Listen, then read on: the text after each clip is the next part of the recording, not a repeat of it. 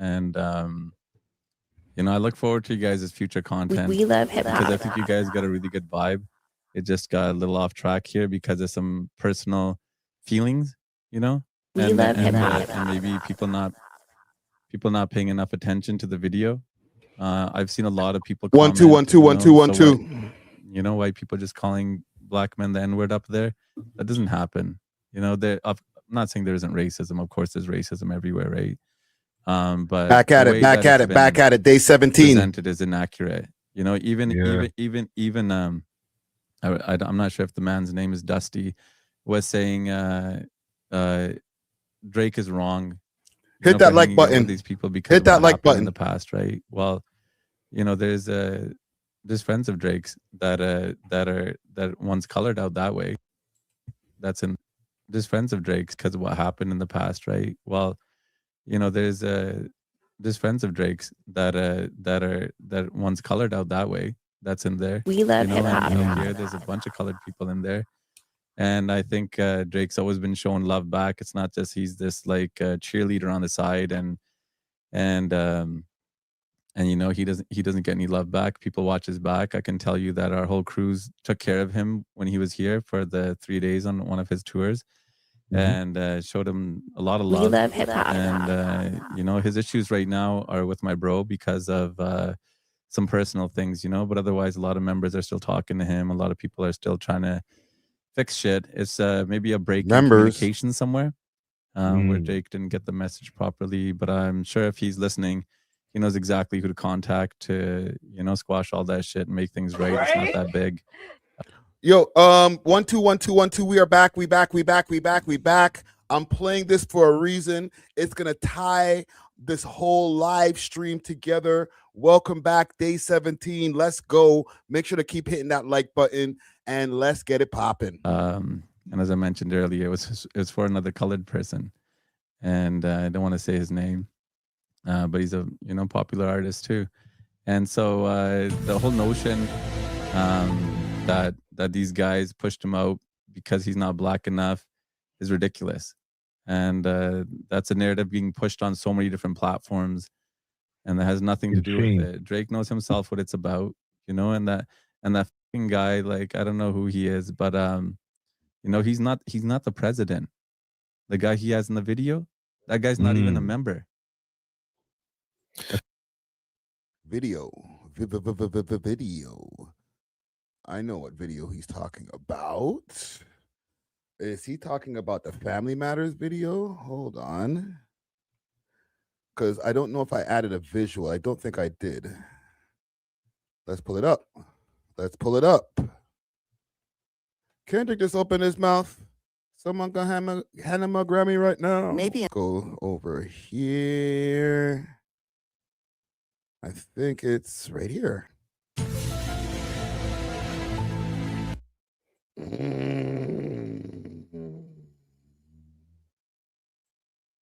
I think it's the Family Matters video. Yeah, the Family Matters video. Yes. And you know, I think it's the Family Matters in the video. But you know, he's not the president. The guy he has in the video, that guy's not even a member. I think it's the Family Matters video. Yeah, the Family Matters video. Yes. And you know, I don't hot pot, you know how I do. I don't know if y'all ever heard me on the academics video. I didn't have enough information neither to give a proper commentary. Yeah, I've heard everybody say it. Like, you know, nobody knows, and nobody's gonna come out and say, like, you know, who this person is or isn't unless they actually know, right? But that's just a neighbor. It's just a neighbor of his. And I'm not saying the guy is not a somebody, but he's definitely not who people are, you know, dressing him up to be. He's not that guy. He's not a member. He's not the president. It's just some guy. Yeah, listen, man, this, like I said, this is an important conversation that we're having right here because, you know, a lot of people watch not just us, but just the social media and the media period, and they get so much stories that they make up themselves. Then they make YouTube videos, and you see it when you go on YouTube. There's a gazillion videos of people with theories, but they never have the real. You know what I'm saying? theories. Yeah, absolutely. Yeah, this conversation should shed some light on that kind of stuff. But I get the impulse to get information out quickly too. I understand how the machine works when it comes to social media. Obviously, like I don't subscribe to that type of behavior. You can tell from my channels. I don't post often. I'm not trying to get subscribers. But I don't think there's anything wrong with that, right? If you're going into the space, there's an urgency to get out information quickly, and sometimes people know it's not accurate, so they're putting pieces together, hoping at some point. Like I see Ak do that a lot. No disrespect to him. I've been watching his channel since it became a channel. Said people are putting things together. Ay, ay, ay. Well, we'll get into that as soon as we get into that Trapler Ross video. But a lot of times he'll just put it up and then try to get the story afterwards from somebody. And it's not just him. It's a lot of places, right? Like it's natural. It's a human thing to do when you're in that space. But hopefully after this conversation, we don't have to hear about that kind of stuff anymore. Facts. Shut it down. Shut it down. Big salute to Peter Adiwal. Okay. A very important conversation. Y'all can go check this out. It's available right now on this YouTube channel, of course. Okay. We Love Hip Hop Network for anybody who's just popping in off the algorithm. All right. Dropped this about a year ago. It was off the heels of something that was pretty controversial. We had a very controversial take on one of our episodes after Drake had gotten a message. Okay, and we're gonna get to our intro in a second. Everything will tie in together, gang. Okay. Drake message. Let's see if I can find that video. Drake gets message from Big Hell's Angels.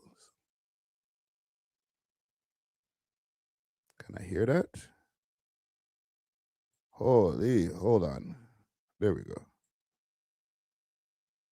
From Damien Ryan. Man, I'm thinking. a free call from Damien Ryan. press 1 to accept the call. Drake, you're trying to take credit for shit that has nothing to do with you. You're a fucking clout chasing goof.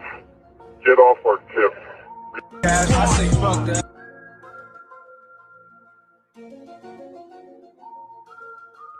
Welcome back, gang. Welcome back. Welcome back. Welcome back. Welcome back. Welcome back. Welcome back. Okay. You know, I've got you. I bring the content. All right. I got the content, nephew. We back at it, man. Day 17. All right. 30 for 30. You know what it is. It's your boy Friday Ricky Dread. More content for your head top. All right, big salute to everybody who's popping up in the chat, who's been in the chat from earlier before the stream started. Make sure to hit this like button or hit that like button. Let everybody know that the We Love Hip Hop Network is live, okay? I'm not even going to go on my phone and go on Instagram and all that bullshit, okay? Big salute to everybody who's popping up. Make sure to hit that like button. If you're watching from your phone, give us a hype, okay? Hype the video. Let's get this pushing in the algorithm. I want about at least 100 viewers. Like, we doing real work over here, fam. Okay, day 17 of 30. We doing IRLs. We doing desktop streams. We going crazy. Okay, I got a list of topics that we're gonna get into. Short topic as far as Rick Ross. He finally responded to him being in the coach section over at the airport. Flying coach, he's responded. Okay, and then we're gonna get right into, is Drake a gang member? Holy shit. Okay, big salute to Drizzy Drake, big salute to the whole OVO team, big salute to Trapler Ross. We'll definitely get into that video. All right, also a very big breaking story that's been hitting the airwaves all over mainstream media, social media. Toronto policeman was shot in a shootout with a 19-year-old, and they're saying that this 19-year-old is a special 19-year-old. He's out here, he's doing hits, okay, he's collecting hats, and he's even collecting hats in front of like government buildings, okay? So we definitely have to get into that. I have a quick story about the problem about Toronto graffiti. Okay, who would have thunk that a hip hop network would have a problem with graffiti? We're gonna get into that story. I have a few more stories that I could get into tonight, but I will save for tomorrow's live stream because we got a lot of shit to get to. Okay, if you have any other topics, spam the chat. Let me know what y'all want to talk about. Okay, comment gang strong. Let me see who's in the building. Who's over here? Who's over here? Let me put some of y'all on the screen over here. Big salute to Old John Crow 416 Transtar Music, who was over here from early before this even premiered. Big salute to Meekies. Okay, big salute to this guy, or This Is Gully Life. Big salute to J Chats over there on Kick. Okay, big salute to the people on Kick, man. I don't know what the share function is on Kick, but share it on Kick. All right, and let's get these Kick numbers up. Big salute to Black Paint. Big salute to Smack Shade. Who else is in the building? Two Piece Biscuit in the building. T. J Mac in the building. Joe Collins in the building. Squeeze My Glizzy in the motherfucking building. All right, we out here, man. Who else is over here? Wacky Productions. Jota in the building. Looney in the building. Looney 416. That is okay. GTAN 100. All right, we got a good set of people in here. Okay, we got a good set of people. All right, Crazy Pleaser. All right, them names a little powers, but salute, same way, my brother. Okay, we got a lot of people, man. Everybody in the building. I think we can get into it. All right. Big salute to B3 on my beats over here, man. Jace.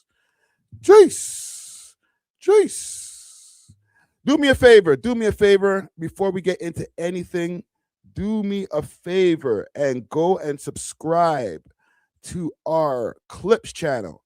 Okay, if you're seeing a lack of clips over here on the main channel, the reason that's happening is because everything is being migrated and uploaded over to We Love Hip Hop Clips. Okay, views are looking kind of des over there. Not so bad. There's a couple of pieces of content over there that they're doing a few thousands of views, even better than some of the content over on this channel. So go if you want to see any short form clips of the live streams, of the full episodes that we do. Full episode is out right now of the We Love Hip Hop podcast, episode 692. All right, let me pull that up. All right. Big salute to DJ Czar. Big salute to DJ Nacho Wave. I try to get a little funky over here with the thumbnail. Episode's called The Aura Farmers. Episode is 2 hours long. So if you don't feel like tapping into a full 2-hour episode, then you can definitely go over here to our Clips channel and get everything you need. Okay. And yeah, run up the videos over there. Let's get this channel pumping in the algorithm. I've had this channel for a few years, but I've been neglecting it. So now I'm on it like a bonnet. All right. So big salute to the Clips channel. I think we can get into what we need to get into. We can start with Rick Ross. All right. The boss. He has finally responded. He has heard our cries. He has heard our speculations, wondering if the boss is broke. Okay. There was a picture, obviously, that was posted online of him over at the airport. He wasn't at the Clearport. He was flying coach. Okay.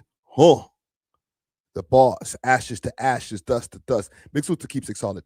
Ashes to ashes, dust to dust. The dustiest niggas been fucking with us. All right.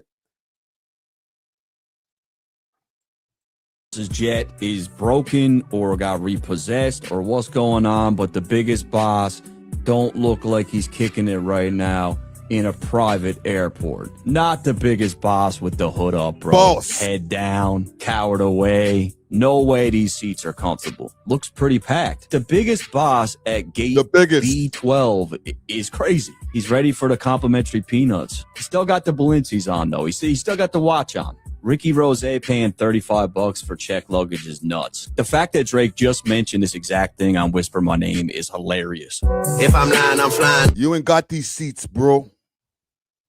All right, my seats is just a little bit better than the other people in economy. You just don't know. I had a better seat and you ain't even know. All right? They thought I was flying coach, but you ain't even know. Put the molly in a drink and she ain't even know. The fork. So here's Rick Ross's response. Rick Ross explains himself after being caught flying commercial. Big salute to Raindrop Media. He says, my private jet is being installed with Starlink. Okay? All right? My jet at, I obviously didn't get the ones want to know where my jet at. I obviously didn't get the memo. Where's it's it at? being updated with Starlink. You know what Starlink is? Yeah, that's the $500,000 Wi-Fi. Yeah, that's where my jet at. And I chose to fly commercial to Colombia to go party with Trick Daddy. I chose and Greasy at the Escape the States. Better stop worrying about what rich niggas doing. Shit, if I send my jet to go pick my mama up and I fly motherfucking commercial, that's what I do for mama. Oh, this guy's good.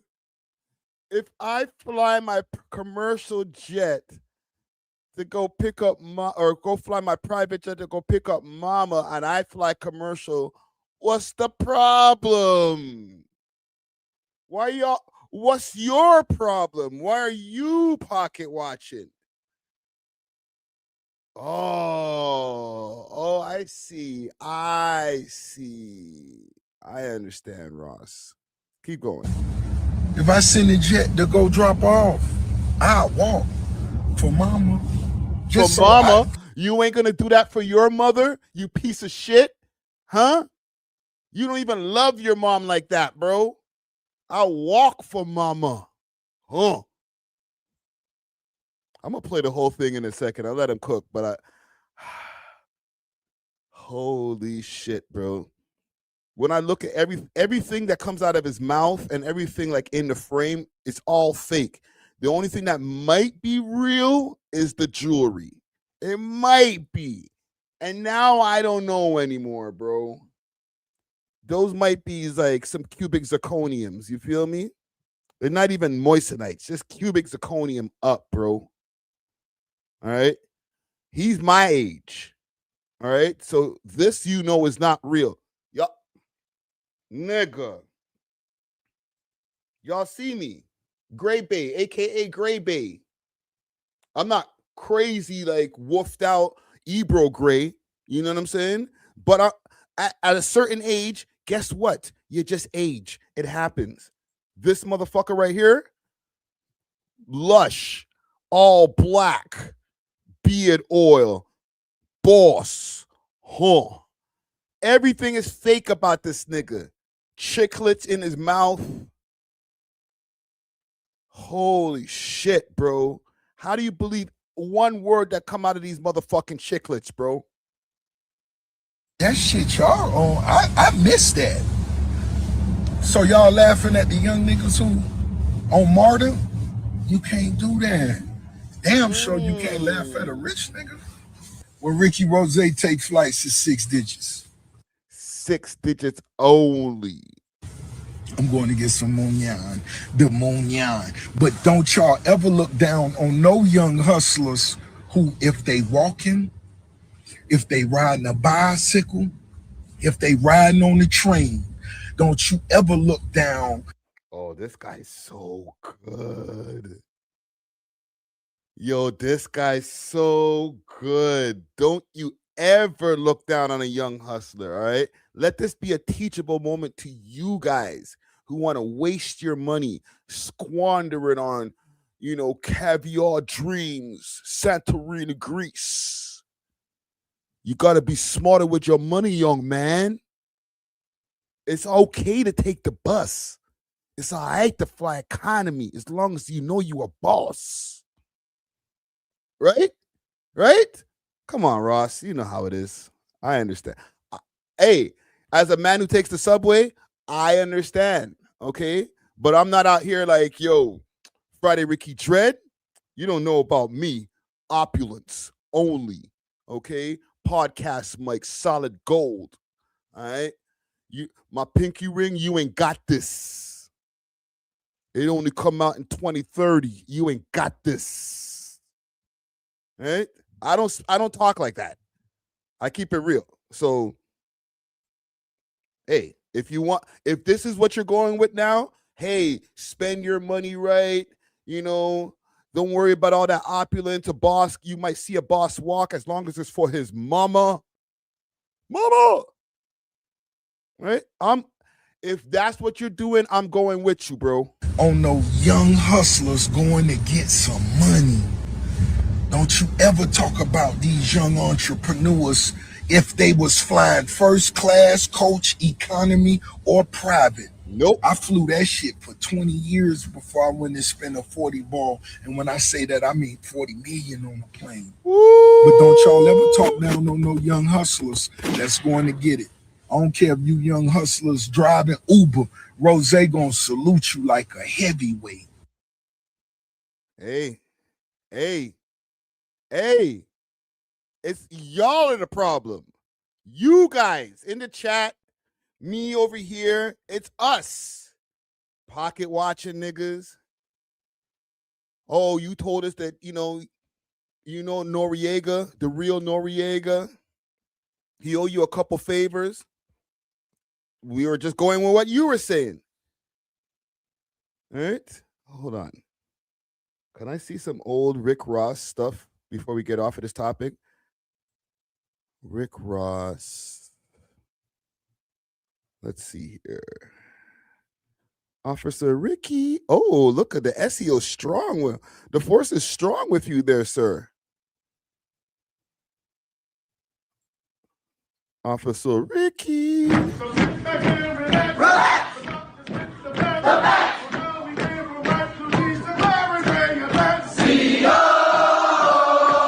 Officer Ricky.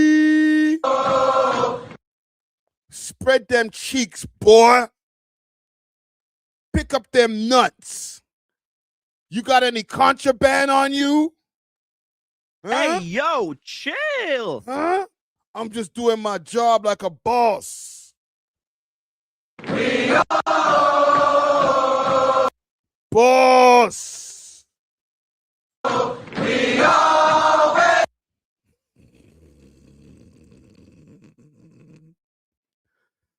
Oh man, why you gotta make me do this to you, bro? Because I really like this guy's music. I moved past this, okay? I moved past the Rick Ross is a corrections officer. I accepted it on the strength of good music. What Boosie got to say about this? Tell it, Boosie, what you saying? Bitch, with your wide ass shoulder, back boy, back bitch. Yeah, I never could stand them. Yeah. Cause I already say, if I was to ever, bitch, with your wide ass. It's like a boss.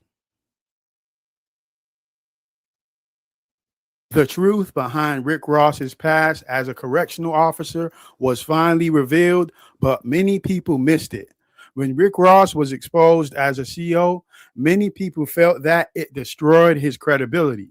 But 15 years later, Miami legend and that him?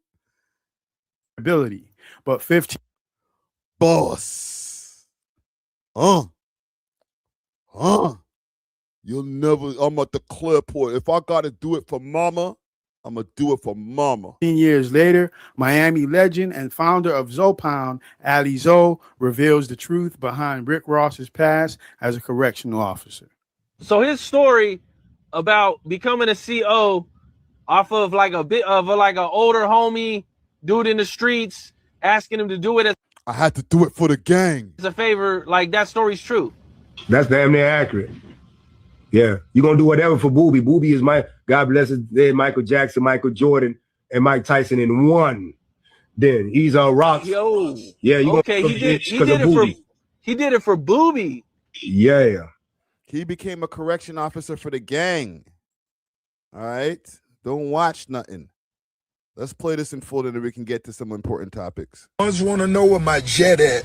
I obviously didn't get the memo. It's being updated with Starlink. You know what Starlink is? Yeah, that's the $500,000 Wi-Fi. Yeah, That's where my jet at. And I chose to fly commercial to Colombia to go party with Trick Daddy and Ball Greasy at the Escape the States. Better stop worrying about what rich niggas doing. Shit, if I send my jet to go pick my mama up and I fly motherfucking commercial, that's what I do for mama. If I send a jet to go drop her off, I walk for mama. Just so that shit y'all on, I miss that. So y'all laughing at the young niggas who on martyr? You can't do that. Damn sure you can't laugh at a rich nigga. When Ricky Rose take flights, it's 6 digits. I'm going to get some Mounion. So I didn't mean to stop the video. I was gonna let it play, but I just when it gets to I get to a cap limit. You know what I'm saying? Once the capping gets to a certain point, like I'm like, all right, nigga, you're capping. Flag on the play. You're getting 6 digits to do a show. I'm not trying to tell you how to spend your money, brother, but the way that you talk about how you spend your money, if you're getting 6 digits to do a show, what 6 digits then? 100 grand. Okay, even on the low end, if it's 100 racks to do a show, why the fuck are you not even flying business class? We're not even asking you to take the PJ, my nigga. You can get a first class flight for yourself and then let the security fly in freaking what do you call it? Economy. There's no excuse then if you're getting 6 figures. You're just lying, bro. Like, the thing is, like, these niggas will hold on to the lie so tight, bro, like as if they're on the edge of a cliff. It's like, no, B, it's because I'm a boss, because you don't take care of your mama. All right, bro. It's like, nigga, just say, you know what? All right, you caught me. That's why I played the corrections officer shit. Because the nigga got on camera. Niggas is like, yo, isn't it? There's some pictures of you being a correction officer. Oh, punch flat in the eye. Okay. Wait a minute. Isn't there still pictures of you being a correction officer? No, that's a lie. I'm a boss. Isn't there still pictures of you being a corrections officer and there's more pictures and proof and you holding a certificate and shit? Okay, well, I did it for Booby. All right, nigga. Why don't you just say, yo, you know what? You caught me. All right. You could have said that from the beginning. I did it for my crew. I don't believe that. I still think that's a lie. But at least hit us with the friggin' the early lies instead of being like, oh, I never had sexual relations with that woman. Well, what about the dick suck? Well, technically. Like, come on, bro. It's like, you know, there's certain niggas that like, I'm not even going to put it on certain people because I don't want y'all to guess.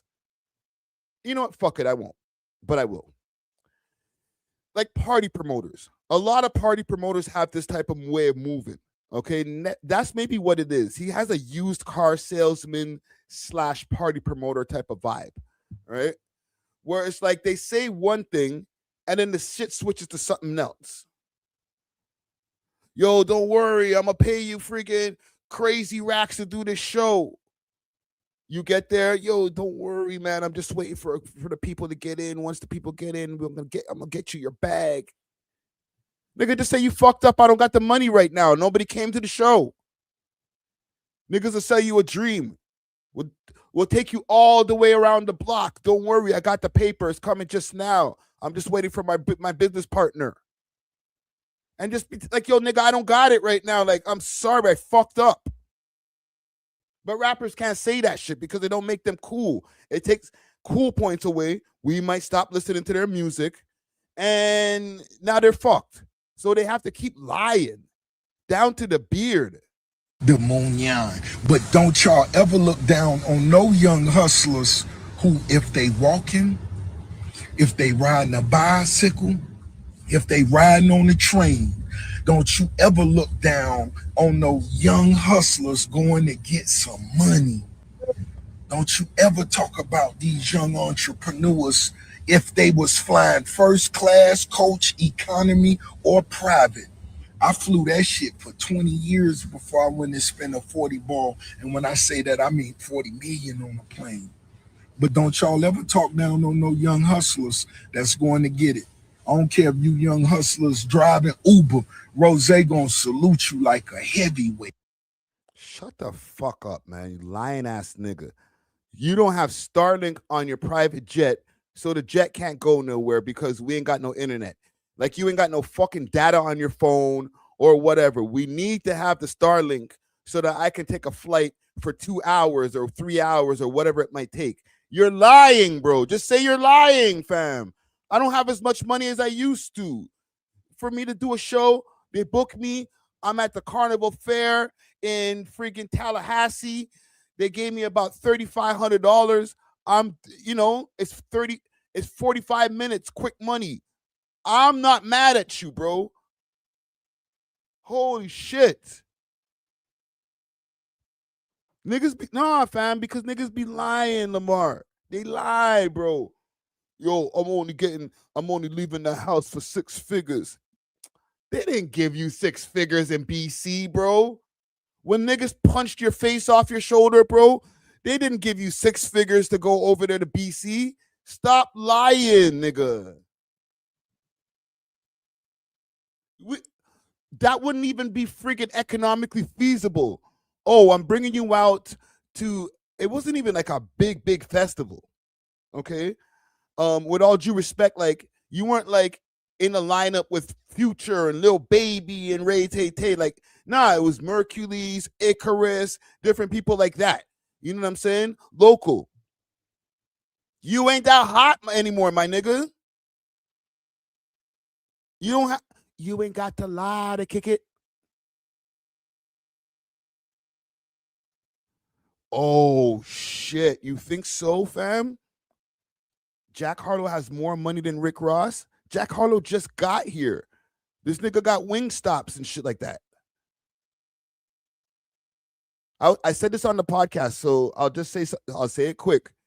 Jay-Z ain't in Coach, fam. Jay-Z is about to go do a 60,000 to 70,000 person venue in Paris. I think it's 80,000 people he's going to perform to. And they're going to fly him out, if not his own private jet, in the most pristine of jets to go there, him and his wife and kids, okay? Staying in the most luxurious hotels. If I can speak to the promoter, and you know what? I should have done that before I got ready for this episode, because I'm not going to be talking about Ross until something major happens again, okay? But if I could really have spoken to the promoter over there in BC, I probably could have found out how much Ross cost. You know what? Give me a second. Let me see something. And then we'll get to the next story.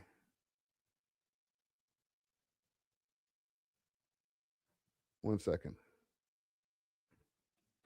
Let me hook up my speaker.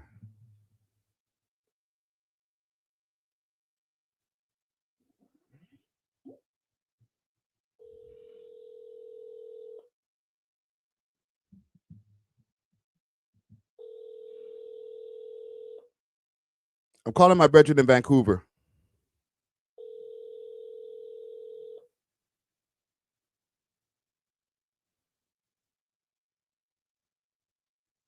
After leaving a message, you can... Okay. He might call me at some point during the live. But yeah, I need to find out like how much it costs. He would know how much it would have cost to book Ross over there. I doubt it's 6 figures. If it's 5 figures, cool. He could have done the show for like 15,000. But 6 figures for Ross in the 2020s? Oh, hell no. French Montana married for money, not love. Listen, I think French Montana's here for the World Cup. Ross is not invited for the World Cup. Well, mind you, Drake is like the ambassador, so that wouldn't happen. But anywho, salute to Ross. Okay. We were wrong about you, bro. All right. You did it for mama. My bad. All right. Okay. I'm not going to waste no time. I'm going to get to what the title is here and what it's about. Okay. Even the whole thumbnail, all dedicated to the boy, to the gang. Okay, Trapler Ross has dropped a new video. Big salute to Trapler Ross. That's my brother right there. He dropped a full video on his channel, the main Trapler Ross channel, and it's all about if OVO is a gang. Okay, the video is called OVO is really a gang, not how I put it with a question mark. Okay, because I got to walk around Toronto. But let's pull it up. We even got a mention in there. All right, so big salute to Trapler Ross. The video just dropped to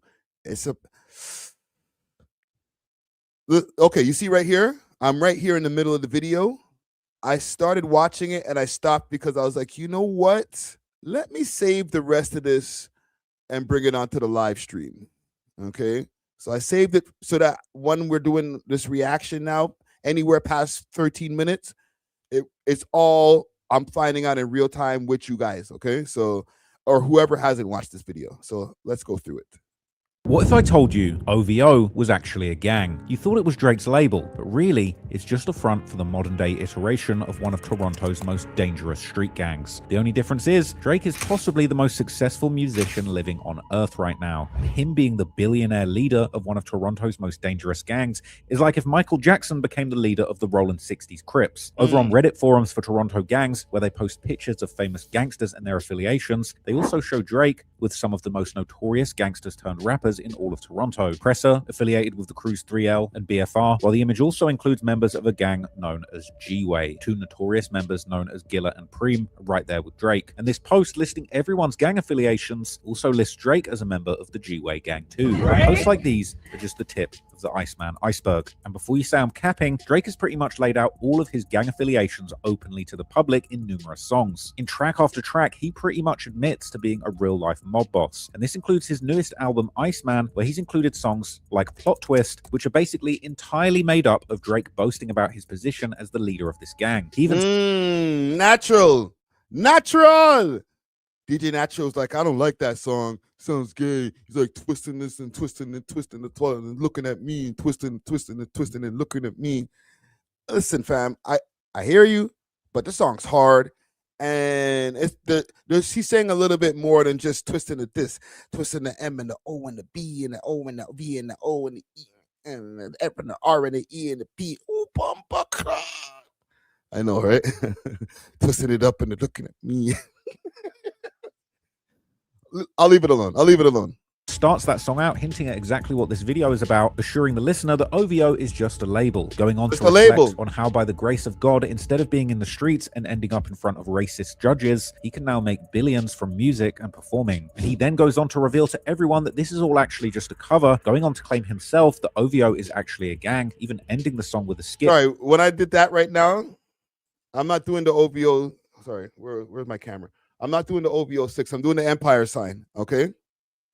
From Bender Don, who says that the OVO necklace he got from Drake is a symbol of their membership to the same gang. Drake also brags on that song Plot Twist about how he's trying to stay laid back because he knows he's got hot-headed crash outs all around him who want to get revenge after the humiliation caused by Kendrick Lamar's Not Like Us. Drake raps Free T in reference to Tory Lanez, the Canadian rapper jailed for shooting Megan Thee Stallion, but then he goes on to say Free Greasy. This is a reference to an infamous former leader of the G-Way gang, and later in the song, Drake even raps that if you don't know the G-Way gang handshake, then he simply can't trust you. The boasting about his gang ties culminates in the hook of the song, which seems to be a smart way of Drake confirming to the whole world that OVO is indeed a gang. Drake raps about how someone is looking at him, twisting up their fingers, throwing up gang signs, essentially gangbanging on Drake, and I think this is basically a metaphorical reference to the beef with Kendrick Lamar and his ties to the blood gangs of Compton. Throwing up gang signs or twisting your fingers up is how gangs show their allegiances all over the world, from LA to Toronto. In fact, I've witnessed the gangbanging habits of Kendrick's actual set in Compton with my own eyes during a controversial hood vlog that I did in Kendrick's hood that ended up getting taken down after I got pressed by his top lieutenant, Hitter J3. Drake would clap back at these bloods, making hand signs at him, saying that the gang symbols they're twisting up he's never seen before, he doesn't know what they mean or respect them, before rapping that he's throwing gang. What? Don't tell me you never seen what a blood sign mean, bro. You live in Toronto. gang signs back at them since they're gangbanging on him, explaining which signs he's throwing up, starting with the 6 representing the entire Toronto, before rapping how he's twisting the R, this being a tribute to another G-Way affiliated Toronto gang set known as Reps Up, a street clique that was allegedly formed by OVO's veteran members, who Drake also shouts out in the song, these two being Styles and another person called P, aka Preem or P Rain. In fact, if you look at the way Drake twisting it up like a Styles and P. Woo! I didn't catch that bar. I thought you were talking about freaking Jadakiss and Styles. Oh, you smart. I didn't catch that reference. That was allegedly formed by OVO's veteran members, who Drake also shouts out in the song, these two being Styles and another person called P, aka Preem or P Rain. In fact, if you look at the way Drake throws up his 6 for Toronto with a kind of split finger at the top with like a bunny ear effect, well, that's intentional, because it actually is the gang sign creating the letter R that stands for the Reps Up gang. So throwing up the 6 in this way upside down is all this whole time I thought they just stole our freaking Empire sign.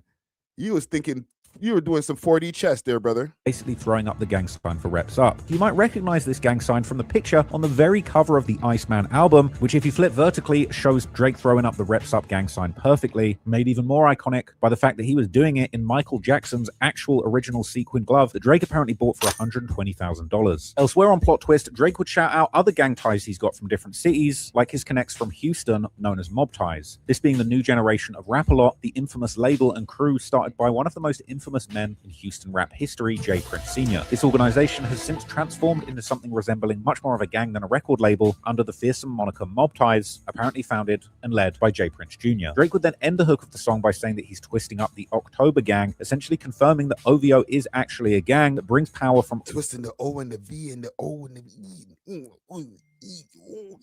all of these crews together in one organization. But while Drake's OVO has had a lot of connections in Houston and elsewhere in America, it's really in Canada and Toronto where Drake's real killers are lurking. And it seems like the person he's actually threatening on Iceman with these killers is indeed Kendrick Lamar and his Blood Gang, as Drake ends his final verse rapping how he doesn't recognize any of the gang signs that Kendrick or his people like Hitter J3 are throwing up, saying that maybe where they're from people know what it means, but all he knows is that his gang of OVO savages are furious towards Kendrick and the Bloods. So at this point, the question really is, how on earth did Drake end up surrounded by so many dangerous people tied to these? Yo, who they got over here? Preem, OVO Dracula, Styles, 9. Yo, 9, if you see this, sorry, we were doing the whole who sold the chain. And that was somebody gave me some information saying that it could have been 9, and it's not 9. It's not 9. Okay, TV Gucci. Okay, that's a West End man over here. Okay, Falstaff, Gilla, Chubbs, Baca, Fifth, Lil C. I don't even know who Lil C is.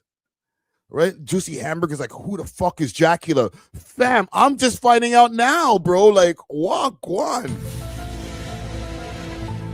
Scary hours. Vicious gangs like G-Way and Reps Up in the first place, and why is he snitching on them and himself on a #1 album? Well, to answer that, in this video, I'm going to rewind the clock and take a look back at the violent and dark history of the streets of Toronto, the true story behind the gangs that Drake claims, and the very sad reality of life in the streets for the gangsters that bang G-Way.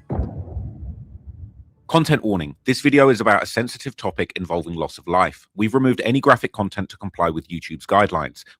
Low-key, my heart is kind of beating still, I'm not gonna lie. And in the public interest that does not dismiss its seriousness. All clips are used under the doctrine of fair use for news reporting and analysis. Some points made in this video are opinions and theories. I'm not responsible for third-party information. If you want to watch my videos uncut and extended, go to patreon.com/traplawross, where you can get those for just $2. Also, yo, Mandem, I'm just reacting to the Trap Lord Ross video, okay? This is my disclaimer. Okay, I'm not doing any research trying to find any Rico on the Mandem. Okay, I'm not trying to throw Trap Lord Ross under the bus. He made the video. I'm just here to react. Okay, just allow me, fam. Allow me. So you can now watch my new drops on Spotify. So go search me there. Here's the video. On the evening of July 16, 2012, more than 200 people had gathered at a block party that started earlier in the day as a children's barbecue. The summer was at its peak and everyone was enjoying themselves until suddenly gunshots rang out in the evening air. Within seconds, the celebration turned into chaos as terrified partygoers scattered in every direction, desperately trying to escape the hail of bullets. By the time the gunfire stopped, 2 innocent people were dead and more than 20 others had been wounded, as Toronto was left reeling from one of the worst mass shootings in the city's history. The massacre would dominate headlines across the country, with politicians, police, and the public all demanding answers. How had a neighborhood block party turned into a bloodbath? Well, to understand that, we need to go way, way back, because while the Danzig Street shooting shocked much of Canada, for those familiar with the history of gangs in Toronto's East End, it was only the latest chapter in a conflict that had been brewing for years. This being a conflict involving one of Toronto's most notorious street gangs, Drake's gang, the G-Way, or what the media would begin to call the Galloway Boys. Long before this gang's name would be claimed and shouted out on #1 albums by the world's biggest rap star Drake, the early history of the G-Way would be closely tied to a high-rise and the surrounding townhouses located at the intersection of Galloway Road and Kingston Road in the East End area of Toronto called Scarborough. During the 90s, immigration from Jamaica to Canada increased considerably. I know the area. Bringing with it some unwanted criminal influences, such as the infamous Shower Posse, who had built a fearsome reputation both in Jamaica and the United States. One area where these new criminal influences had strong presence was around the Galloway Road, where at the time a boy named Tyshawn Riley was growing up. Known to his friends as Nitty, he looked up to the gangsters in his neighborhood and eventually started a gang of his own with a group of friends called the Bad Seeds, while also picking up another nickname, one that would ultimately stick, Greasy Money, this becoming the street name he would be known as Big salute to Greasy Money on the blocks of Scarborough. The Galloway area of the time was largely controlled by a gang that Riley looked up to, known as the Get Mad Crew, led particularly by one prominent figure, Omar Demetrius, better known in the streets as O. So the 90s would go by around Galloway Road without too many major conflicts, as many of the gangsters there were more focused on hustling and making money by selling drugs like crack and weed than shooting up their rivals like they do in places like Chirac. But coming into the 2000s, a major beef began forming between dealers from Galloway, aka G-Way, and drug dealers from the nearby neighborhood of Malvern, who were attempting to expand their operation to the G-Way area. At this time, the original leader of Galloway, Omar Demetrius, had already fled from Canada after he ended up shooting a man in the leg and arm in 1999, fleeing Canada back to his home country of Jamaica before the police could catch him. So with Demetrius on the run, leadership of the gang fell to his close friend Norris Allen, known in the streets as Bolu, who stepped in to take charge of the G-Way. Unfortunately, Allen wouldn't last long as the gang's leader. On October the 10th, 2002, he parked his black Honda on the front lawn of his family's rented house deep inside the rival territory in Malvern. Sometime later, after saying goodbye to his mother and sister, the 21-year-old climbed back into his car and prepared to leave, but before he could pull away... Why would he do that?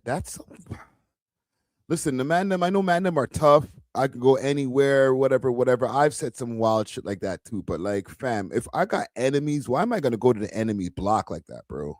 3 gunmen suddenly emerged and opened fire, leaving Allen slumped over in the driver's seat as the Honda remained idling in the driveway. The police would immediately declare this killing as gang-related, and according to one of the confidential informants, Allen's killers were 2 members of the gang from Malvern, which had left members of the G-Way furious. This included Riley, who was now just weeks away from his 20th birthday, and determined to retaliate, he took charge of the gang and renamed it the Throwbacks in honor of Allen, the name reflecting their mission to make members of the Malvern crew suffer the same fate as their former leader, with the Throwbacks becoming something like Toronto's equivalent of Chicago's infamous Get Back gang, which emerged. Yeah, this is during the time, and this is what the news was alleging, that these guys were going into Malvern, just shooting up anybody who was just supposed to be from that area, like basically hitting the innocents. It was somebody said, Juicy Hamburger, this area was mud.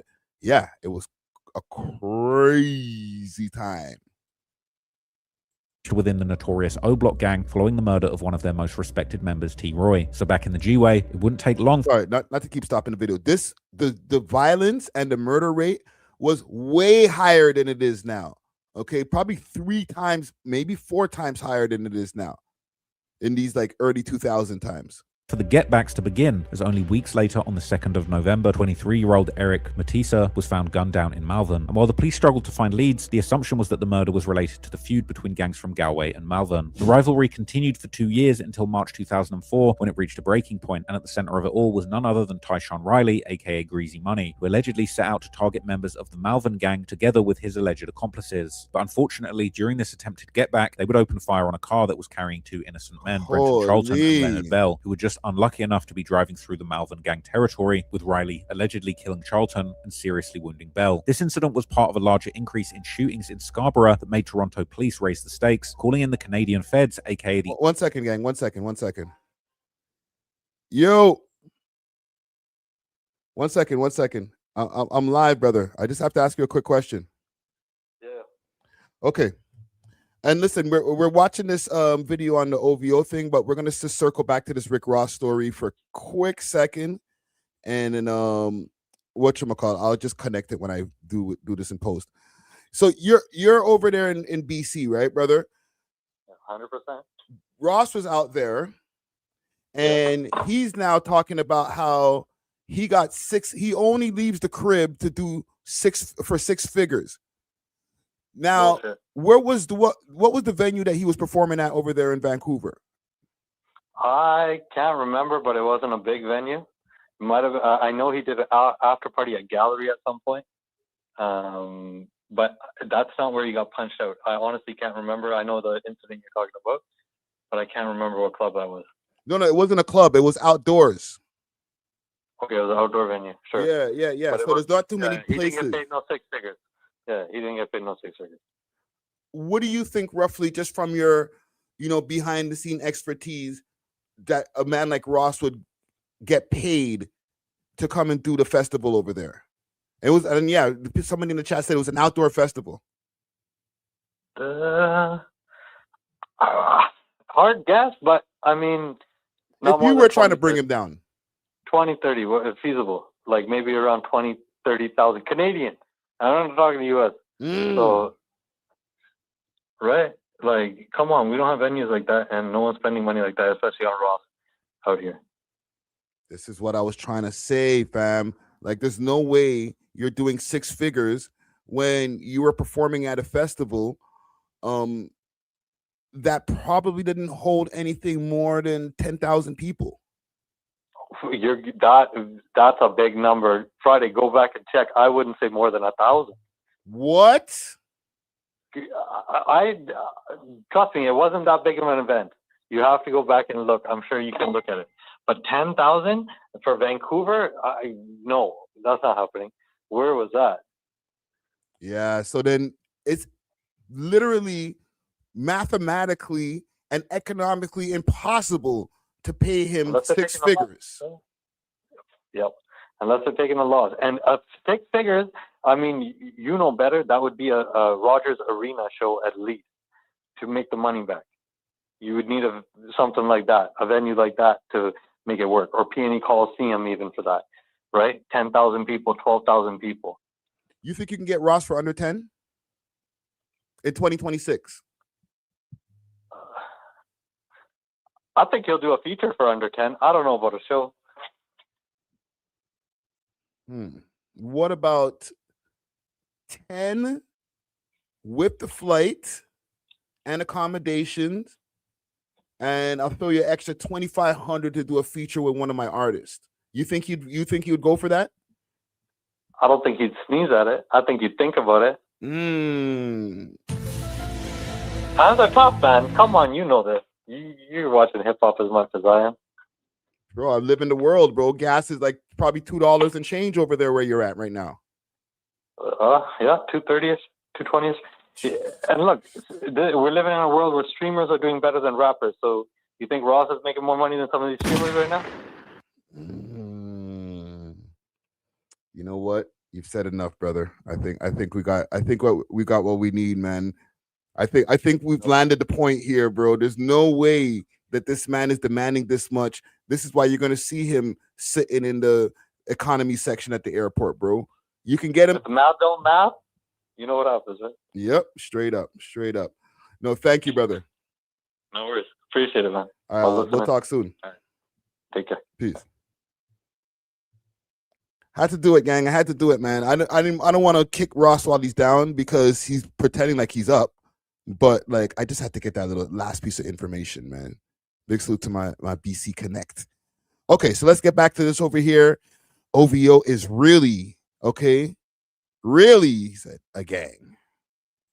the RCMP, or the Royal Canadian Mounted Police, to assist the investigation. And only a few months later in May, the case would lead to results, as Toronto police would conduct a massive raid, arresting 65 alleged members and affiliates of a gang the media were calling the Malvern Crew. This was followed in October with the arrest and charging of Riley, aka Greasy Money, for the murder and attempted murder of the 2 innocent victims, followed by arrests of over a dozen other G-Way members, or what the media would begin to call the Galloway Boys. The raids were part of what police called Operation Pathfinder, named after the Nissan Pathfinder that Riley and his accomplices had allegedly used during the shooting of the 2 innocent victims. The Toronto police would even claim that G-Way had planned to target innocent victims on purpose in order to throw off the law enforcement, but while there's no proof if this alleged plan was ever put into motion, the end result would unfortunately end up being the same. The raids and arrests that followed would seemingly disrupt both the G-Way and the so-called Malvern Crew's operation for the time being, and while the court cases against Riley and his 2 alleged accomplices, Philip Atkins and Jason Wisdom, would last the rest of the 2000s until 2009, when all 3 men were eventually found guilty for the murder of Brenton Charlton, and these would become the first convictions in Canada of a murder committed for the benefit of a criminal street gang. Meanwhile, Riley was still reportedly... So basically the American equivalent of a RICO.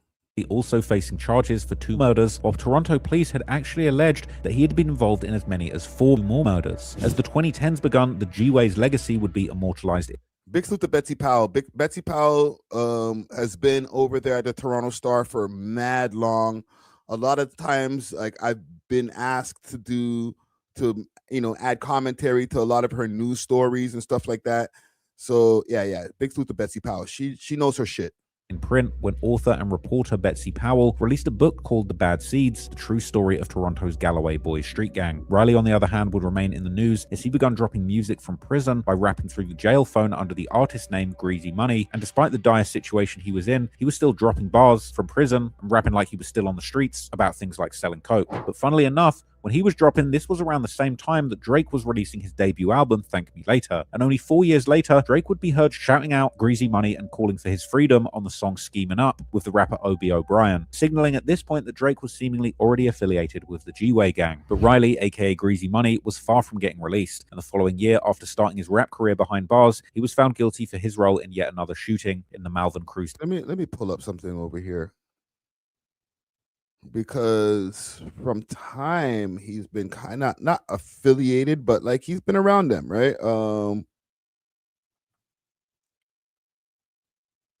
P Rain. I was trying to remember Preem's old name. P Rain. All right, so let's pull up P Rain stuff. There's a video that he had. Is this one here?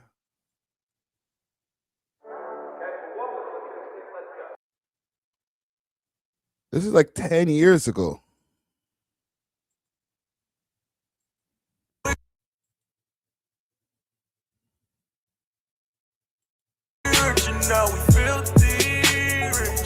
No, this is not the one. This is not the one. This is not the one. Hold on. I'm gonna find it. It's the one where like Drake pops up in G-Way and like he shakes everybody's hand in the end of the video.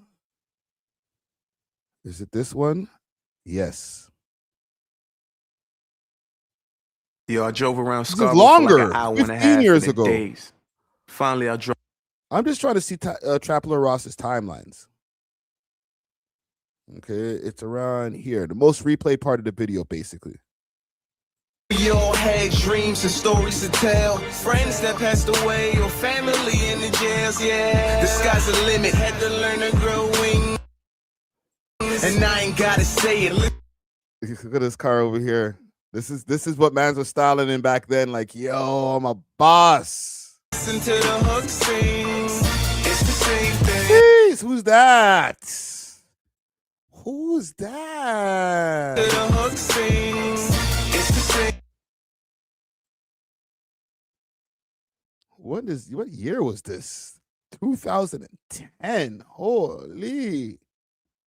That we go through. I'm trying to show you. When you grow up in the hood, wanna make it. Gotta be strong. Try to. All right. Man's been around from time, G. From time, G. territory that wounded 2 people. Fortunately, no one was killed in that incident, but throughout this period, newspapers would identify him as the leader of the Galloway Boys gang. Years later, Riley would give an interview from prison to the Toronto-based We Love Hip Hop Network YouTube channel, addressing the name the Galloway Boys, which he claimed no one within the gang had ever actually called themselves. He would also argue that there was nothing organized about the crimes they were committing, with every man taking decisions and doing it for themselves. Now, from what I was watching in an interview, right, you say that that term, the Galloway Boys, is like a term that was brought up by the media, or like putting you guys as organized crime. Was that like a media thing? Yeah, that's a media thing. First of all, no one calls yourself Galloway Boys. Mm-hmm. And first and foremost, overall, it was not organized. There's no organized crime. Everybody does their own thing. We were criminals living a criminal lifestyle. There's no kickback to no pot. There's no, hey, let's get do this. There's none of that stuff. Yeah. Organized crime. I was 21 when I came to jail. So 21 to say I'm a boss of a criminal organization. Come on, man. There's no organization that ever exists in Galloway. Meanwhile, in 2012, with numerous shootings and murders. You know what? Big salute to Trapler Ross. Let me play a little bit of an extended part of that right there. It's just because obviously he's not going to freaking go crazy. I'm not going to go super long pause, okay, but I'm gonna play a little bit more from that interview with Tyshawn Riley. I do important interviews in the vault over here.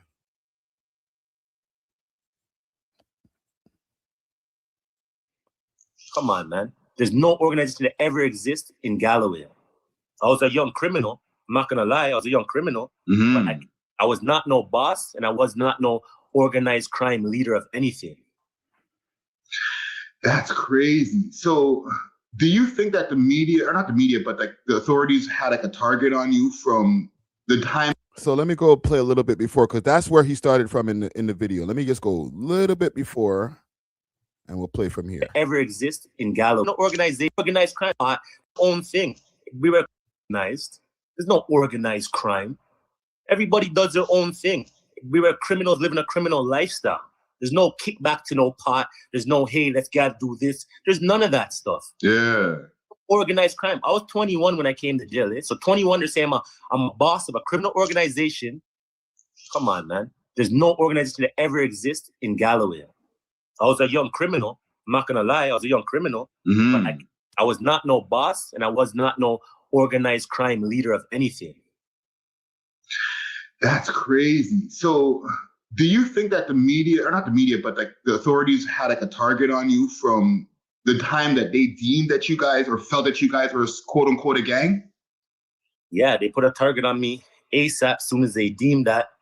And then throughout, it's like they built all this shit stuff for me, right? And it's like soon as they did that now, and they put me in prison for organized crime, and then also said that I did a murder to benefit a criminal organization, which never existed. So in terms of what it is. So now, if they're saying I jaywalked, or if I went in the store and I stole something, or I committed any crime, anything that I did as my own criminal act, they said was to benefit and to further a criminal organization which never existed in the first place. That's a RICO, or OC over here, organized crime. Wow. So when you do that now, my whole trial was a sham.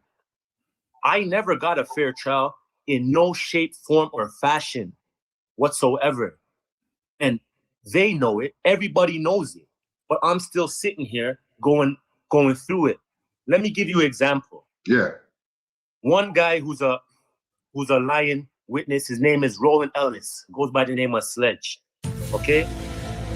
For 5.5 years, this man was saying a man was present when he made his statement, For 5.5 years, he said, for example, Johnson was there. Johnson was there with us. Yeah, he was there when it happened. Johnson was there. Yeah, okay, for 5.5 years through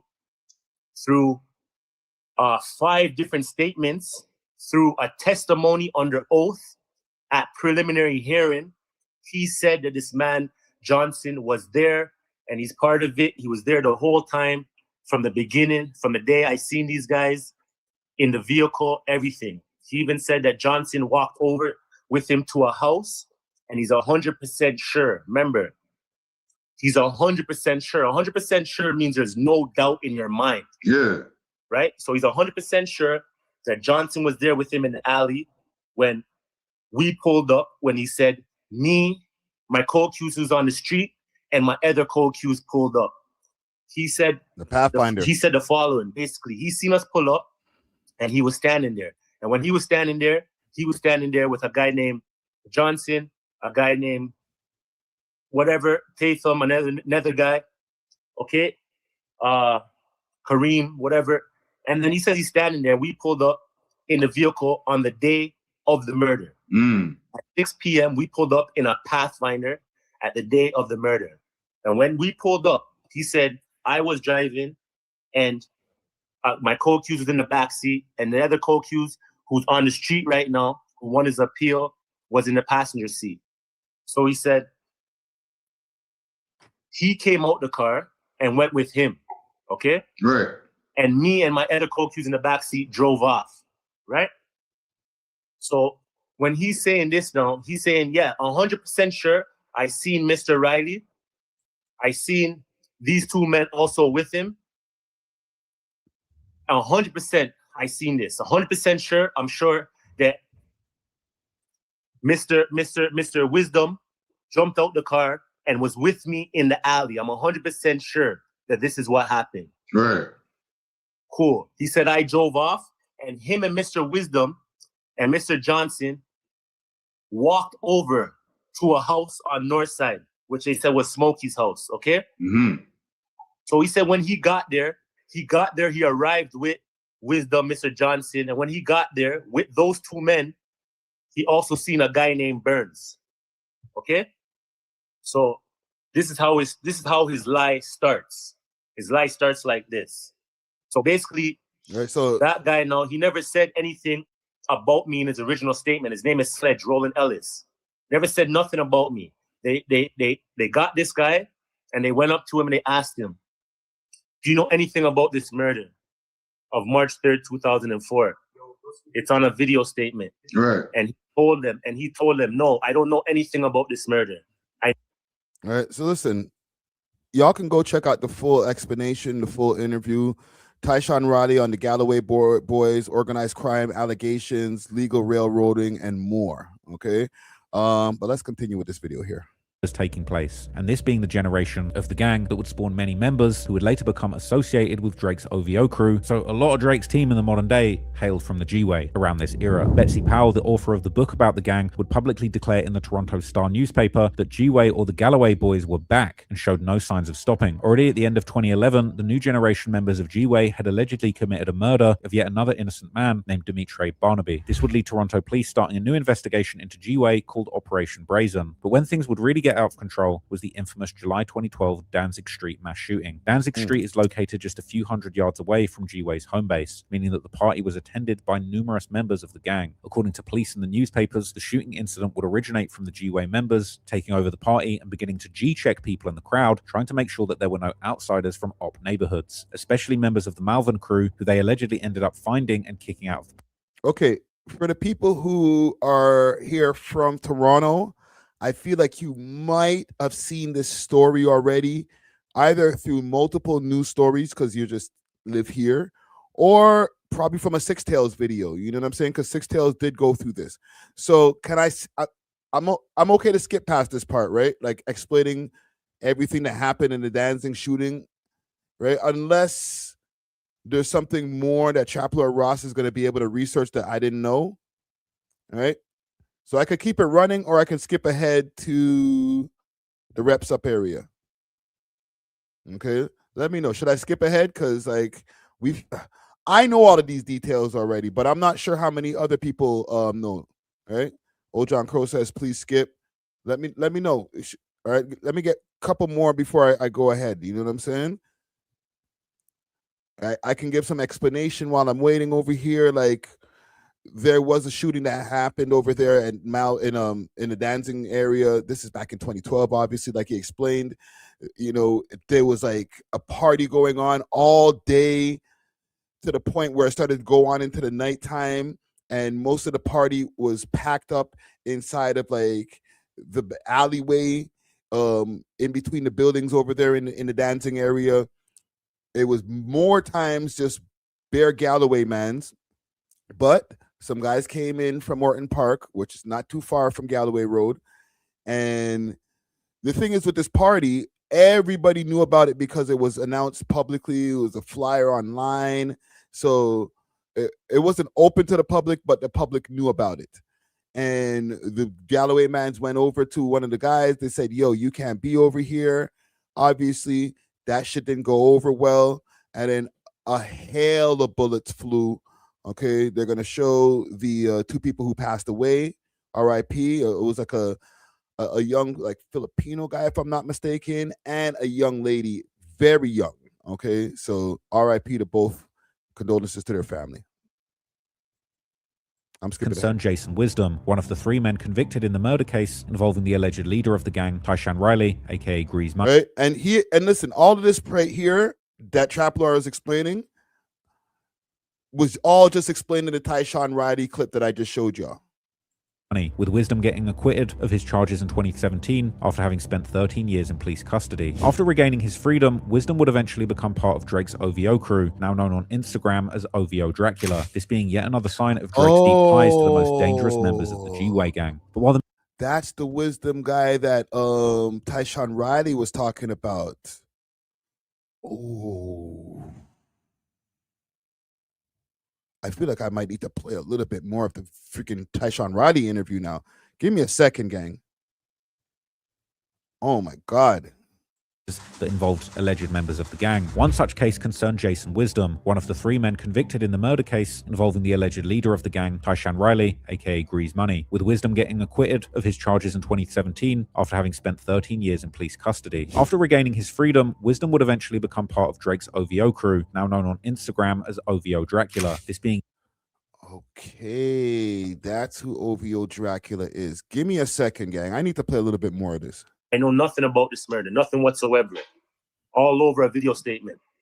Okay, then the camera goes off for about 45 minutes, right?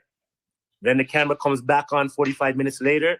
All of a sudden, he knows everything about the murder, right? Mm-hmm. But within him knowing everything about the murder, the cop said to him, okay, you know everything about, you know everything about the murder. Tell us what you know about the murder of on March 3rd, 2004.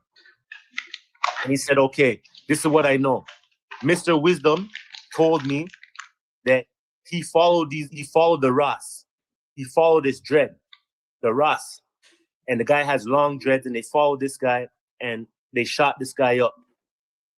He said Mr. Wisdom told him that Right. he did it. But he didn't say, Mr. Wisdom never told him who was with him. He said he did it, right? Cool. So now, when he's telling the police that in the statement now, the police are taking the story, but they don't want Mr. Wisdom. They want me. So when they're telling him, tell us what you know, he's telling them about Mr. Wisdom. That's not what they want to hear. Mm. So then they stop him because he's rambling about everything Mr. Wisdom told him. He won't stop talking. Right. Then they stopped him and said, okay, we know what Mr. Wisdom told you. We know. What did Greasy do? So now he told them everything he knows about the murder. They asked him. He never mentioned anything about Greasy. Then they gave him direction and stopped him and said, no, okay, we know Wisdom. But what did Greasy do? What did Greasy say? They were trying to fry freaking Greasy Money, aka Tyshawn Riley, because like from what they're saying in this Trap Lord Ross video, OVO Dracula, he touched the road.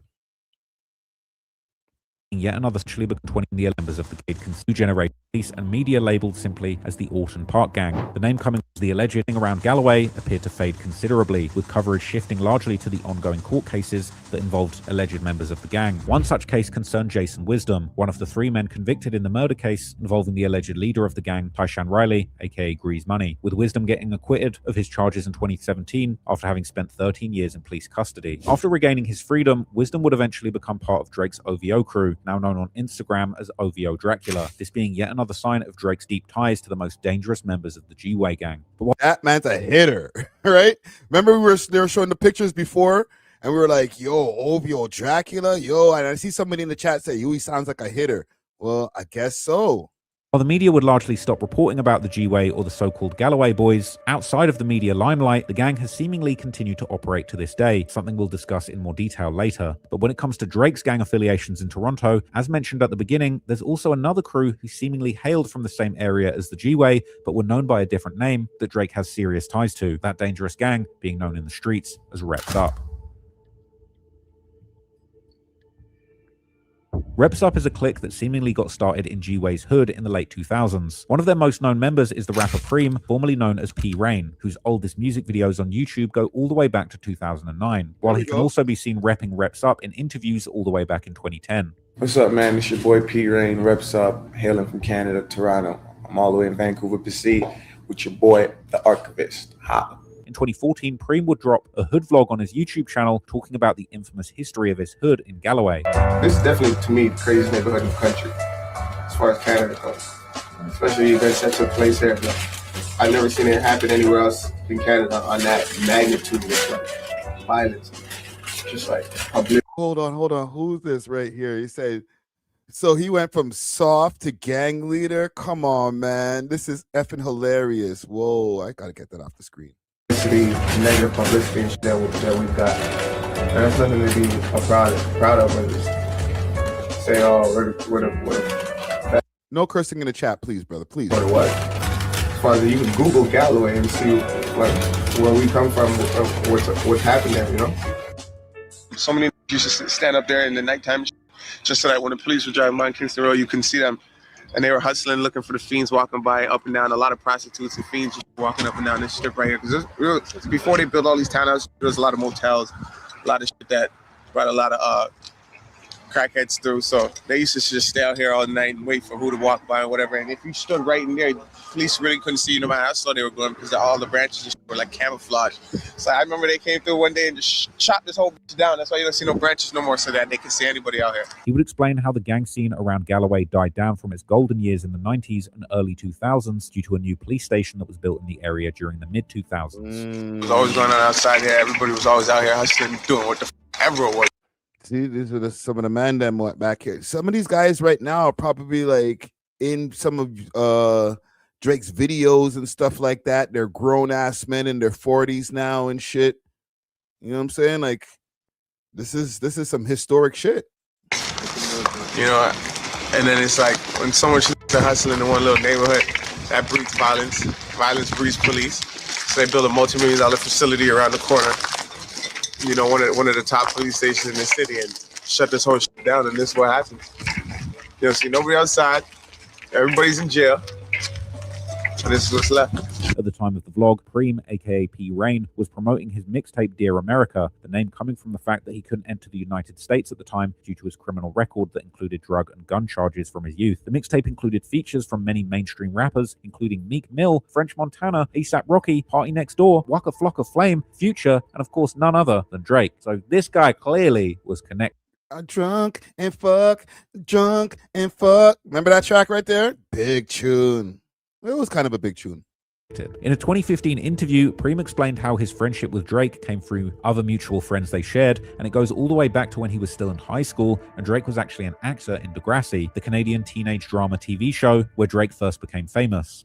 We met through some mutual friends, from guys that we went to high school with and things like that. I mean, I had a friend that he knew, so we met like before I even knew he was a rapper, when he was still on Degrassi and things like that.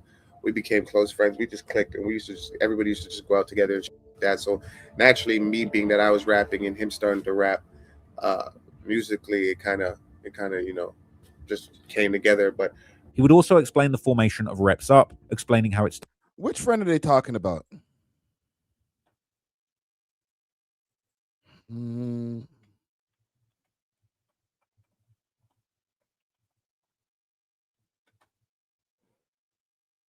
Which friend are they talking about? Are they talking about Hush? Neek got the weed, Hush got the gun. AKA Young Tony? Is this here? It might be on Bishop's channel. R.I.P. Bishop. The watch, this is it.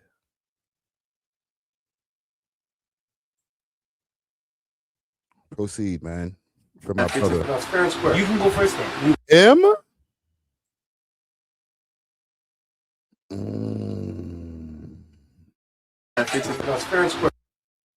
Man, like Young Tony, aka OVO Hush. I'm actually pull back. Nah, man, I was gonna put the watch on. I'm not gonna give you that watch. He's back. Back 11. Yo, Tony. R.I.P. Bishop. So what, man? Just put me on credit, man. Rebuy. Put me on credit. Rebuy. Put me on credit. There's no ass betting because you're gonna be on credit with nothing. Then ooh, $7 against a 20. Listen, salute to Trapler Ross, but I'm sure he's done all of this research, but you know, I'm on ground zero, brother. Nah, man, put all that shit on me. Against this? Yeah. For that watch? Yeah. Say word. Word. Go. Nah, don't do that shit, guy. Yo, man, I'm on TV, man. I can do shit like that, man. Oh, all right, then do it. Do it. Talk your shit. Oh, that's it? No, this is crazy, dog. Oh, 4. Oh, imagine, mans are betting like $20 back then. Holy, different times. Deuce, you're crazy. Deuce. What is that? $60? Is there another 20 underneath that 20? Yeah, it's $60. Drake betting $60 and a watch. Okay. 4. Oh. You should have seen that. But now, you roll now. Nah, you roll first, man. Keep it going, baby. You see that shit? I can't believe I just tied him on a 4. It don't match your shirt still. Yo, you got to see what this bet is right now. His watch against $60. Watch versus $60. I don't know what kind of watch that is. I'm sure it's not an AP. It's probably not a Rollie yet. You know what I'm saying? He was working kind of light back then, but you know, it was heavy for back then. All right, don't watch nothing. I'm not going to give you that watch. Dude, I rolled a 4 and he rolled a 4. He's not going to give you that watch. He's betting the watch, dog. You're not betting that watch. Whatever, man. Take it back. I'm betting the watch. Mans are smoking bogeys inside. Different times. Man, it's on the ground. Don't let this. Man, like OVO freaking Hush in the back. Pause. 10. Oh, no. Yo, you fuck it. I can't say nothing. You beat that, you deserve. Oh! Oh shit! Right? Now Drizzy's on stage. 10. Second tie, 2 ties. You guys can both go back, eh? I think you guys should both go back. Wow, bro. Nigga been losing freaking money back from back in the day, bro. Been losing bets. I felt bad for a second. Pull back, both of you guys. Even my watch. This guy freaking lost the watch. Drizzy. You were trash at gambling from time. That watch is definitely worth more than $60. Yeah, but it's not like it's a freaking $5,000 watch. It's not like now, bro. Like now, I think this nigga might have like $1 million watch or something. Started as a rap group that he came up with while still in high school with his friends. One of the early pioneers of Reps Up was also Styles, another longtime member affiliated with Drake's OVO crew. But as time went on, Reps Up grew into a much larger collective, bringing together people from Galloway and the surrounding community under the same banner. And for the people that don't know, tell us about Reps Up. Man, Reps Up is just something that I created when I was still in high school with a few homies. We used to be we used to be a rap group actually before Chubbs. Chubbs used to live in the States, so I used to be in a rap group with my cousin and one of my best friends, Styles, and we were called the Reps. You know what I mean? And reps up is just something we used to say. It was like a slogan, like throw your reps up when you make the R's with your fingers. But I mean, people just kind of gravitated towards reps up more than the reps. And that slogan kind of became our name. So we stuck with it. Yeah, we stuck with it and we ran with it. But I mean, it's not a gang.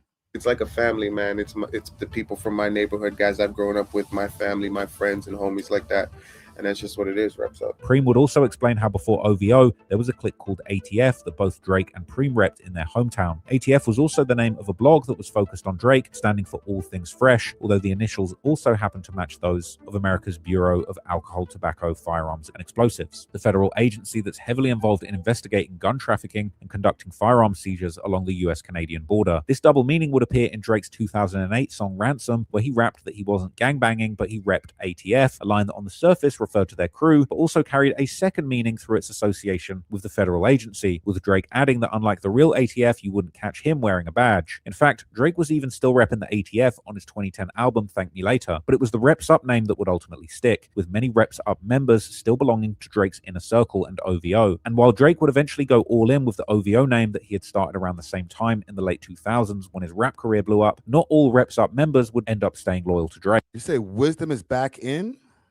Whoa. What he do? Well, listen, I'm asking too much, but what he do? Damn, why he back in? Shit.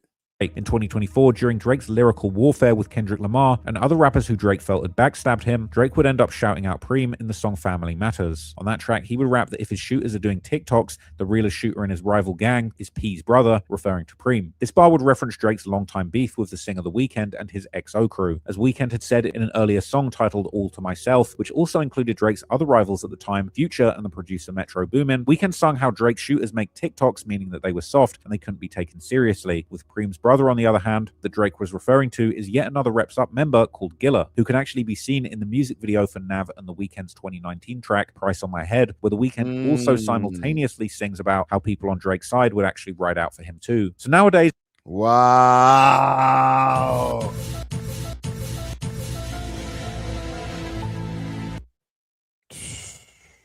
That's deep. I need to hear that again. Can actually be seen in the music video for Nav and The Weeknd's 2019 track Price on My Head, where The Weeknd also simultaneously sings about how people on Drake's side would actually ride out for him too. So nowadays, especially among the older crowd, Reps Up, OVO, and G-Way are all basically one big family, something that can be seen from this Instagram story by Reps Up member called 9 from Drake's 37th birthday in 2023, where he can be seen rocking a G-Way chain, while another Reps Up member Styles rocks an OVO owl chain, and another Reps Up member, TV Gucci, rocks both OVO and G-Way chains together. As this post shows, this alliance includes numerous members who are in the OVO inner circle, but perhaps nobody is closer to Drake than the man known as Chubbs, or sometimes also Capo, one of the most feared people in Toronto, who became known as Drake's head of security. Chubbs is perhaps the most mysterious member. I wonder if they're going to get to the TV Gucci. 1 second. Let me just look through here. Baka. Oh, they don't cover TV Gucci? Why ain't cover TV Gucci? Crew. Hold on. You missed somebody. I must be tripping. Just let me double check. Let me double check. Because if you didn't, I got you. What the hell? The nigga's right next to him all the time, fam. Ross.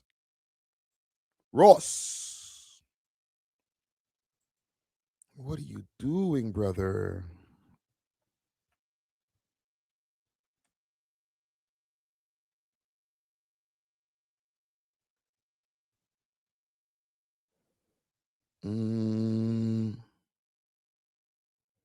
TV Gucci on this. All right. Right, this one. Let's do this. Let's just do the full thing. Just to get the beginning, a little bit of a backstory. And how I got the name now. Go to another place. Like, what do they talk about Skinny Rick in the building. Like, what's the vibe? First of all, they always the accent. This is not completely synced because like I lost some of the audio in the camera, so bear with me. This is old content. Oh, you have an accent. What and you know what I mean? Yeah. So, and then right away they're like, Drake, okay, yeah, I understand that. You know what I mean? So you know how that goes. Yeah. And like, I was watching the interview even where girl was talking about that. It was like an interview. I think you were in Atlanta or something like that. Oh, Baltimore. It was Baltimore? Yeah. Okay. DTLR. Yeah, Radio, yeah. And she was tripping on the accent. She was like, yo. She kept bothering me about jerk. Don't care about that. How did you make that connection? Like, how did y'all? Well, T-Rex now, I grew up with him, you know what I mean? So I know him from we're like little kids. Preem, T-Rex introduced me to Preem. Right. Later on in life. And how I got the name now, T-Rex got it. No, well, Gucci now, I got that because I used to wear a lot of Gucci at young. Yeah. Like that was my go-to, you know? A lot of people have their style, this and that. That's mine, you know what I mean? So then T-Rex gave me the name Gucci. Yeah. And then T-Rex got a job at Much Music for Rap City. Do you remember Rap City? Of course, Rap City. Real Rap City was. Gotta give you guys the lore. All right, Trap Lord Ross. I know that's your part of your name, but you know I gotta finish it off. Pause. You know, gotta finish it off. Hey, yo, chill. Was it? Yeah, well, even before Rap City, the man was hosting some of the wickedest parties in the city. Bro, tell me hands down. Some of the wickedest Toronto's party parties. animal. Some of the wickedest you know parties. What I mean? So basically, he got the job at Rap City. Okay. So maybe the first time I went there, I just, stood around and I was just support, you know what I mean? Second time, same thing. Every show he had, I was there and I never missed a show. Yeah. So I'm always there supporting. But the main director now was like, yo, this guy's always fly. Like, this guy's always dressed up. He's always fly. But like, that's just me. You know, if you know me, I always dress. You know what I mean? I keep myself neat, presentable at all times. Yeah. You know what I mean? So they're like, yo, low-key, this interview's so old, he didn't even have the OVO owl chain yet. He didn't get the chaining day didn't happen yet. Come sit down on the couch, you know what I mean? So every time now, every episode, they'd be like, yo, come sit down. So they would tell me like, yo, get dressed, be fly before I come now. So now it's a thing now. All I do is get dressed, get swagged up and go and sit down on the couch while Rex does his thing. So hold on a second. Let me stop you for a second. Yeah. Okay. Because I got to put this context in my brain because them times I was away, right? And we used to watch Rap City on TV. You guys were like in hell. crazy, right? You were in hell them times. So you were sitting on the couch now? So you were, Yeah. Jeez. Enough man used to call from the pen and from inside and be like, yo, I can't believe this is going on, and they're happy because they get that there's something for them man to watch. Plus, there's a man they know. It's your brethren. So your brethren is hosting the show. Yeah. You know what I'm saying? So it was a good thing. And when he brought it back, he brought back Rap City. Yeah, basically 100%. After they weren't doing. You know, this also proves that like he didn't link up with Drake on some gang shit. Oh, gang. Like I know Ross is trying to like bring together a picture like, yo, this is a gang, and look at all the pictures of the gang members. Like, no, excuse me. He linked up with Drake through T-Rex, aka Tyrone Edwards. Okay, let's pull him up.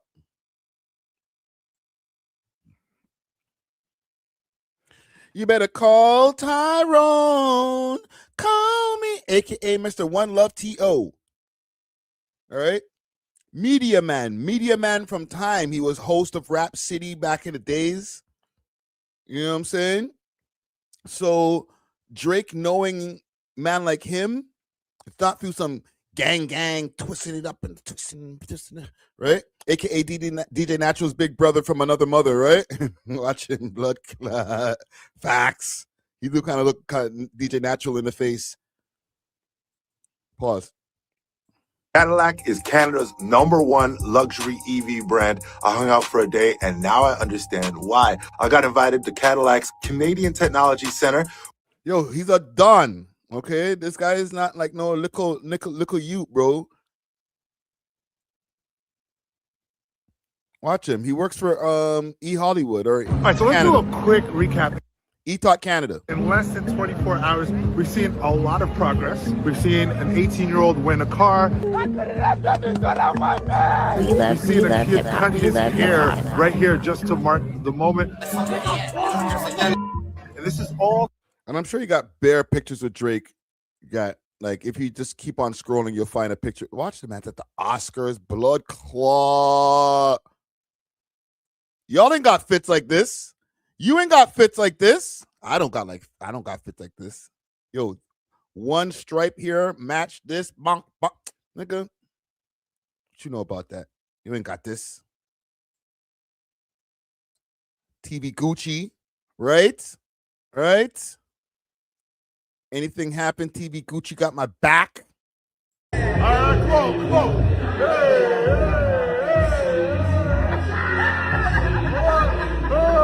Yes, and he's been putting on parties from time. He's the one who puts on the nostalgia parties, and Drake pops out to all the nostalgia parties. It's not because they're twisting up fingers, they're twisting you, looking at me.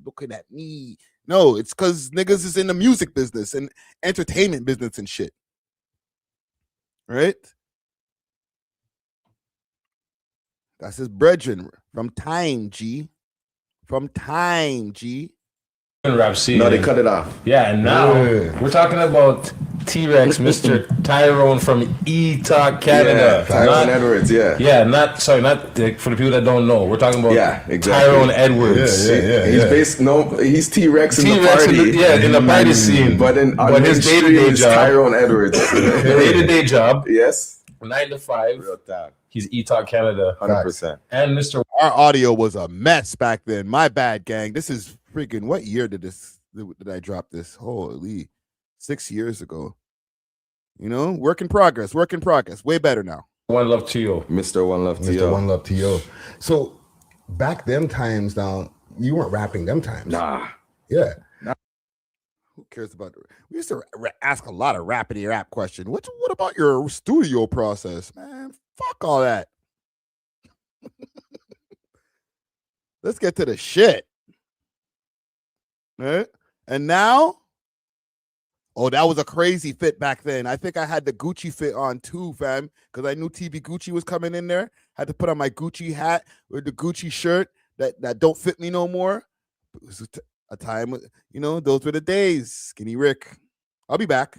I'll be missed to not want to not ask this because the most major thing went down in the hip hop scene like a while back. I don't even know what you're talking about. Now, iced out OVO chain. His fits always been on point, but they're more and more on point. I don't even know what you're talking about. Yeah. How could I ask this question? I don't even know what you're talking about. When the whole battle went down, right? How's your DMs looking at somebody who's around the boy?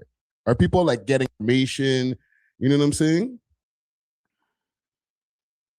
I don't involve myself in politics. So the question you're asking, G, is like a politic question. You know what I mean? Like I can say something positive or negative, and it can be somebody will take it into their own way. So me personally, G, I come from the streets, man. We don't talk about beef, fam.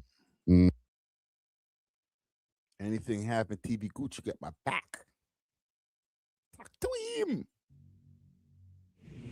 Chubbs is perhaps the most mysterious member of the OVO crew, and he's been very careful to not ever do any interviews or put himself out there publicly too much. But what we do know from interviews of other members, like Preem, Chubbs was seemingly living in America when Preem and his friends were in high school and came up with the Reps Up crew, meaning that his addition to the G-Way gang ties and their associate Twitter J3 is funny as hell. seemingly took place much later. Man, Reps Up is just something that I created when I was still in high school with a few homies. We used to be we used to be a rap group actually before Chubbs. Chubbs used to live in the States, so I used to be in a rap group with my cousin and one of my best friends, Styles. But the main source where we know about Chubbs is actually through Drake's music itself, with Drake mentioning Chubbs countless times in his tracks, often painting a picture of him not only as his head of security, but also as his top shooter, ready for action and crash out missions at any time. Some of the earliest mentions of Chubbs by Drake date back to 2011, back when Drake was already painting him as somebody that was in love with the streets, everything that comes along with it. On the 2013 track, The Motion, Drake would highlight their friendship goes way back, while shouting out the east side of Toronto, referring likely particularly to Scarborough, and more specifically the Galloway Road area. And the mentions would keep on coming, while Drake's career was rising to a new level, like following the release of the hugely successful album Views in 2016. On the song 4 PM in Calabasas, which was released later that year, Drake would portray Chubbs as someone always by his side, while the following year on the track No Long Talk, Drake would describe Chubbs as a fixer if he ever needed to fix things. And I'm not sure Drake's talking about using Chubbs as his handyman, if you know what I'm saying. Then in 2018, on the hugely popular popular track Look Alive, featuring Drake and Blockboy JB, Drake rapped in his feature verse that made the song go viral, this time shouting out Chubbs by his other nickname, Capo. Once again, Drake would suggest that Chubbs is someone who is a specialist in street stuff like sliding on the ops. Around this time, Drake would even begin mentioning Chubbs in connection with alleged real-life events, like in the 2018 Behind Bars track that he would do at legendary UK hip-hop platform Link Up TV, where Drake would first mention how he's been with Chubbs through highs and lows, before mentioning how they saw a man last night and he froze out of fear and that there were no cameras present, before mentioning how that was like the one time at Coachella, this allegedly referring to an incident at the 2017 Coachella, where Drake and his crew, including Chubbs, had allegedly had a violent altercation with the rapper Dram and got him thrown out of a private party, after Dram had allegedly confronted Drake about the similarities between his song Cha Cha and Drake's hit song Hotline Bling. In fact, according to someone who was actually there and told me the whole story, no joke, apparently the OVO crew were literally swinging Dram around by his dreads, and Drake was personally throwing hands in the brawl too. Now, these real-life references would continue in 2019 when Drake rapped in the song War about how feds want to tap up and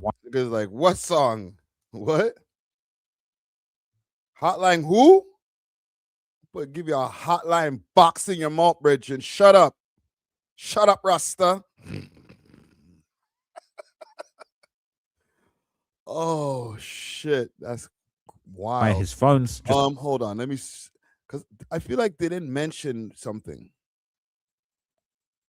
How Drake met Chubbs.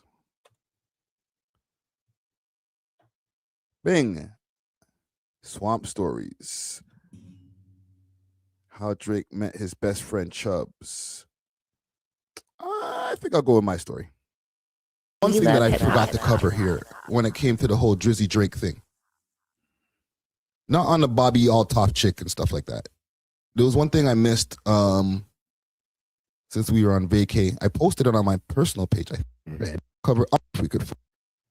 Spectatory lanes, but let's find the story. Hold on. These guys are taking the broad thing out of.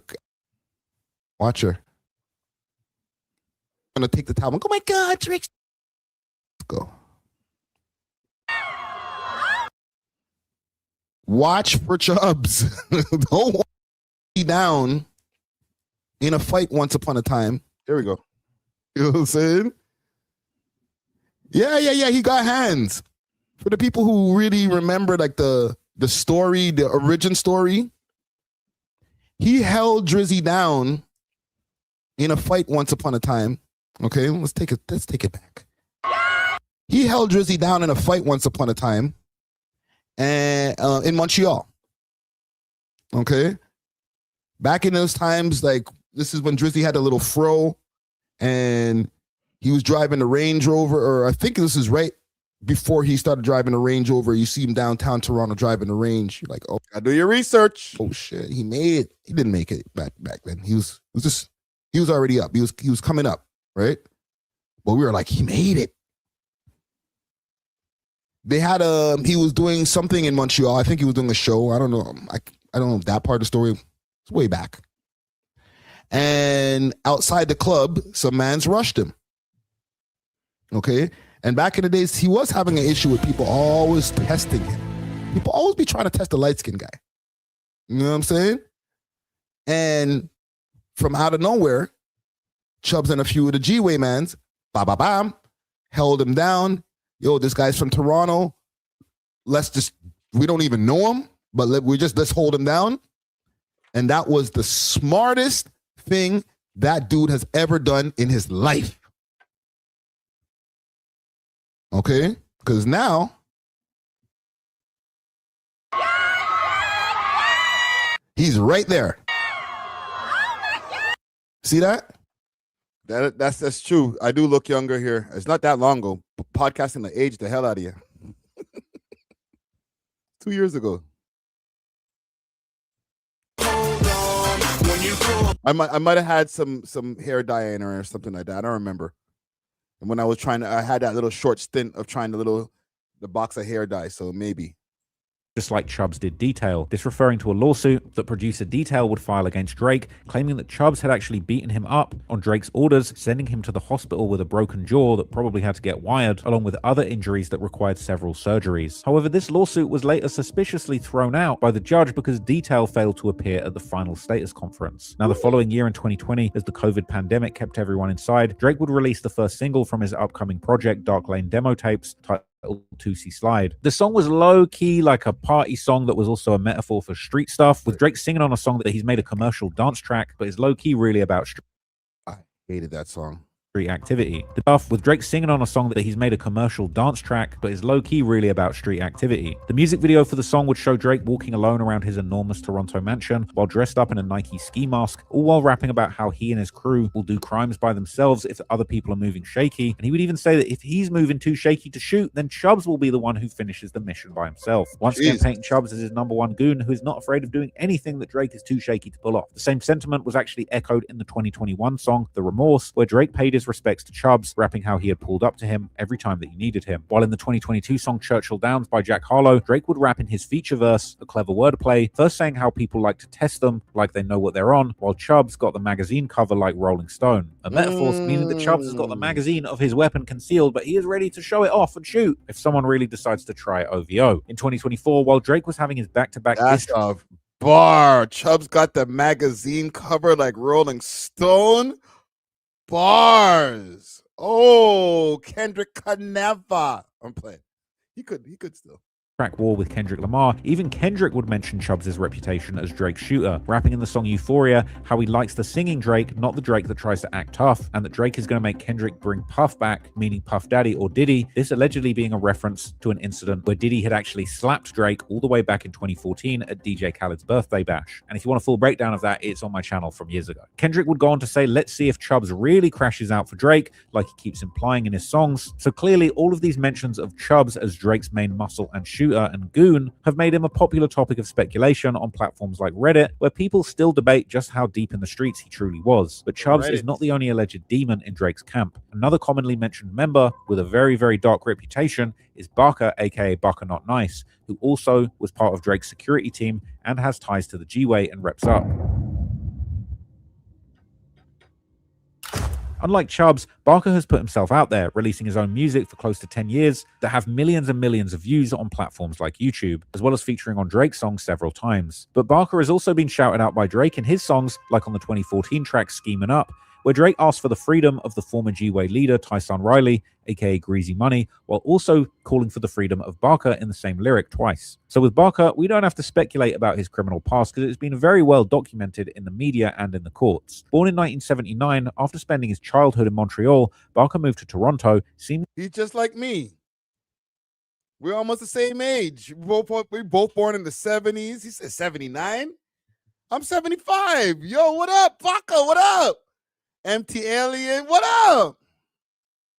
Jeez, that's my twin. in a hood that was 79 his criminal past because it's been very well documented in the media and in the courts. Born in 1979, after spending his childhood in Montreal, Barker moved to Toronto, seemingly in a hood that was located close to the G-Way's first main ops, the Malvern crew. But Barker's hood was allegedly affiliated with the G-Way and Reps Up, whose hood was located further north. In podcasts, Barker has explained how he and his partners in his hood went on a crime spree when he was around 18, with Barker eventually getting caught. So basically, like when I was 18, so it's crazy. So at one point I went on a rampage with my little buddies in the streets. We were just like doing a whole bunch of robberies, armed robberies, just going crazy as kids. You know?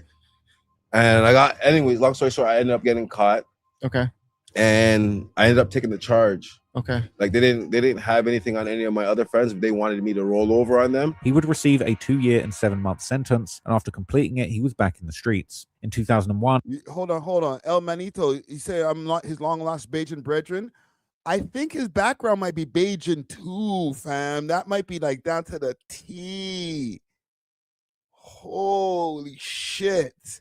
We might need to look that up still, but like it's not really the point. But I think he might be like, he might have Bajan, a Bajan mom or dad too. You know what I'm saying?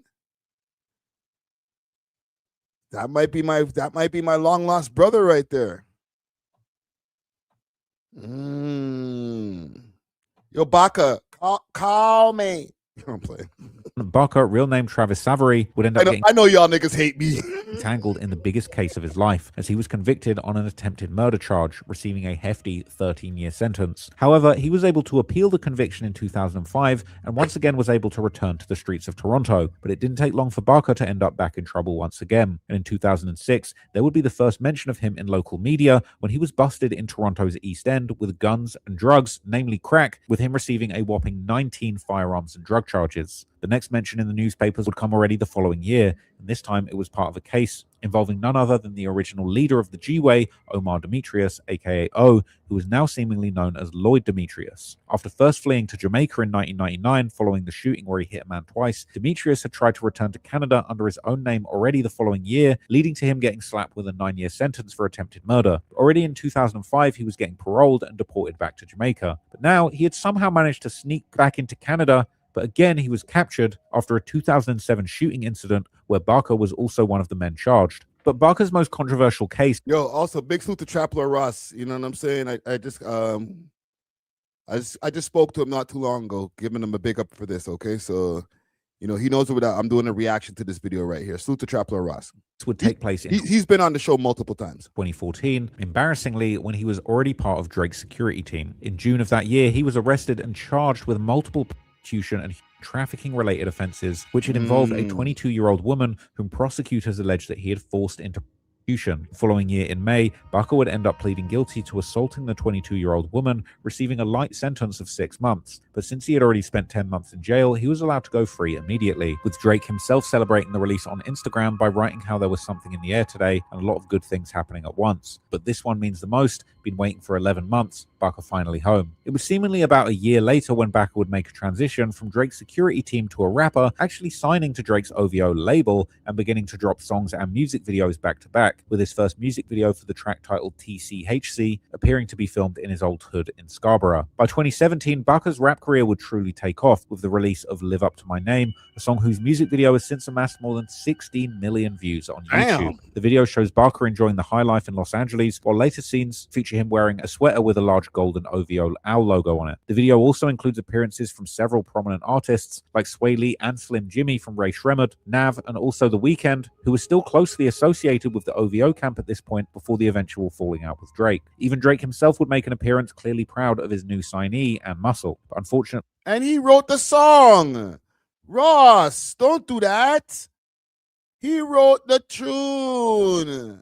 Walk on with this sign here. What's this? What's this? Ooh, shit. Twisting the M and the O and the B. Twisting it up on the twisting and looking at me. With Drake. Even Drake himself would make an appearance, clearly proud of his new signee and muscle. But unfortunately... See them one there too? Man, stacking up gang signs. Blood clot. Say I do it, Drake. With Drake. Even Drake himself would make an appearance, clearly... Say I do it, Drake. Oh. I never even caught that, man. Stacking the signs. The OVO camp at this point before the eventual falling out with Drake. Even Drake himself would make an appearance.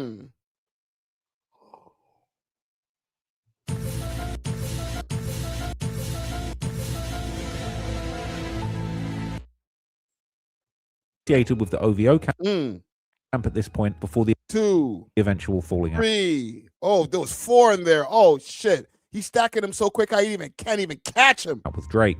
Oh, another one. Even Drake himself would make an appearance, clearly proud of it. Let that one hang for a second. Say I do it, Bertrand.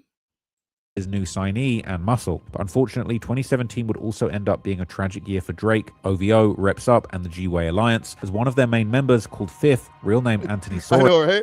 He's just trying to... Listen, I'm going to get to my reaction at the end because we're about 31 minutes. I think I got most of the point, but I'm gonna let Ross finish doing what he's doing over here. He's twisting it hard as fuck. Whoa. Hey, yo, chill. Hold on, right there. He's twisting it hard as fuck. Yeah, no, you did put a pause in there. Okay. who unalived Fifth. To this day they still don't know, and I'm sure he's gonna explain because Ross does do his good. He does great research. I'm sure they're gonna explain the whole thing with the mayor and them pleading to Drake and stuff like that. So let's see what he's.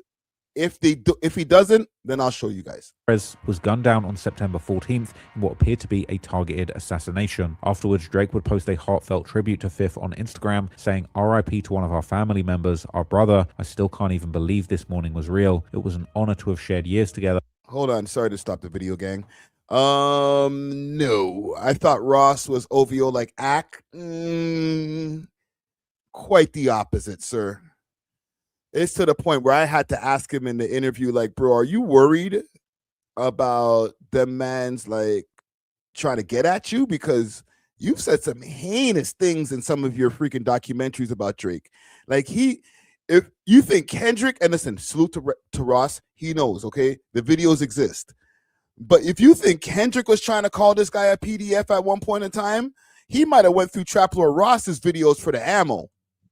Straight up and down. I can't even lie to you.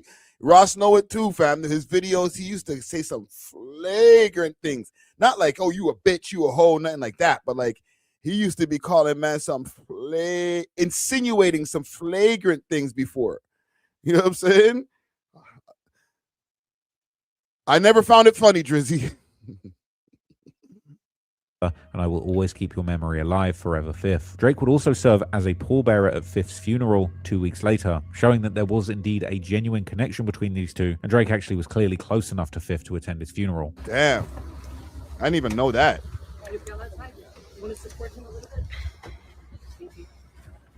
But while the family and friends were mourning their loss, the police would eventually release security camera footage that actually captured Fifth's final moments, putting it out publicly in an effort to receive tips about the suspects. The video would show two shooters running up to Fifth, who was inside the entrance of a large high-rise lobby. The shooters immediately opened fire through the glass, shooting Fifth numerous times. Thank you, Ross. Thank you, Ross, for caring about your money. Okay? Because I was like, please, Ross, don't show this on the screen. Ross cares about his money. Thank you, Ross. Thank you.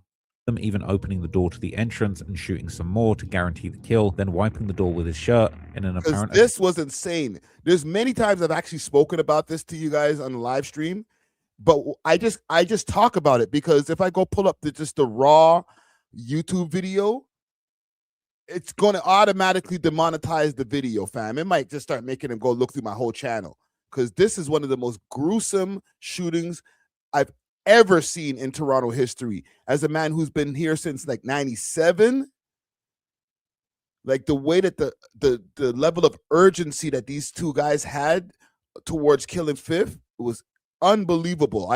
I've seen a lot of videos on like the news of shootings and stuff like that. This shit was just like barbaric, fam. Attempt to remove any fingerprints before both shooters run to a getaway car with a driver waiting for them that quickly flees the scene. But despite all the efforts by the police, Fifth's murder remains unsolved, although the calculated manner in which the shooting was carried out leaves little doubt that it was clearly a targeted gang-related hit. Meanwhile, Backer's music career would eventually end up taking a... Oh, he just skipped a whole part. Rossi.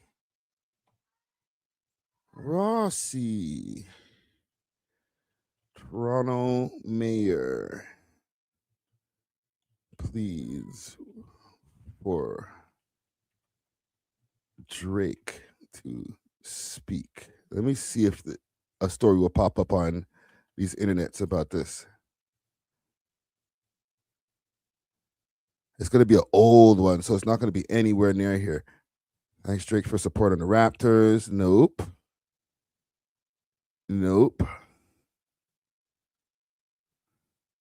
Speak on murders. Because they called him out.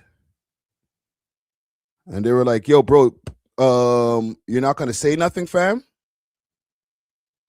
You're not going to say nothing, bro? You're not going to do nothing, bro? Like, walk, go on. And yeah. Drake was just like, silence. Maybe I could find it on Twitter. Hold on, we'll find it. Twisting it up on the twisting at me.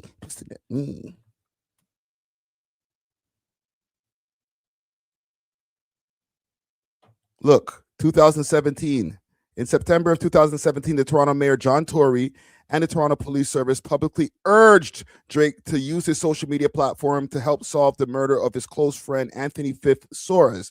Soares was gunned down in the lobby in Scarborough. Okay. Is there a video? Can I see a video? Nah, fuck it. But I don't want to use the sun. Fuck the sun. Fuck it. We'll use the sun.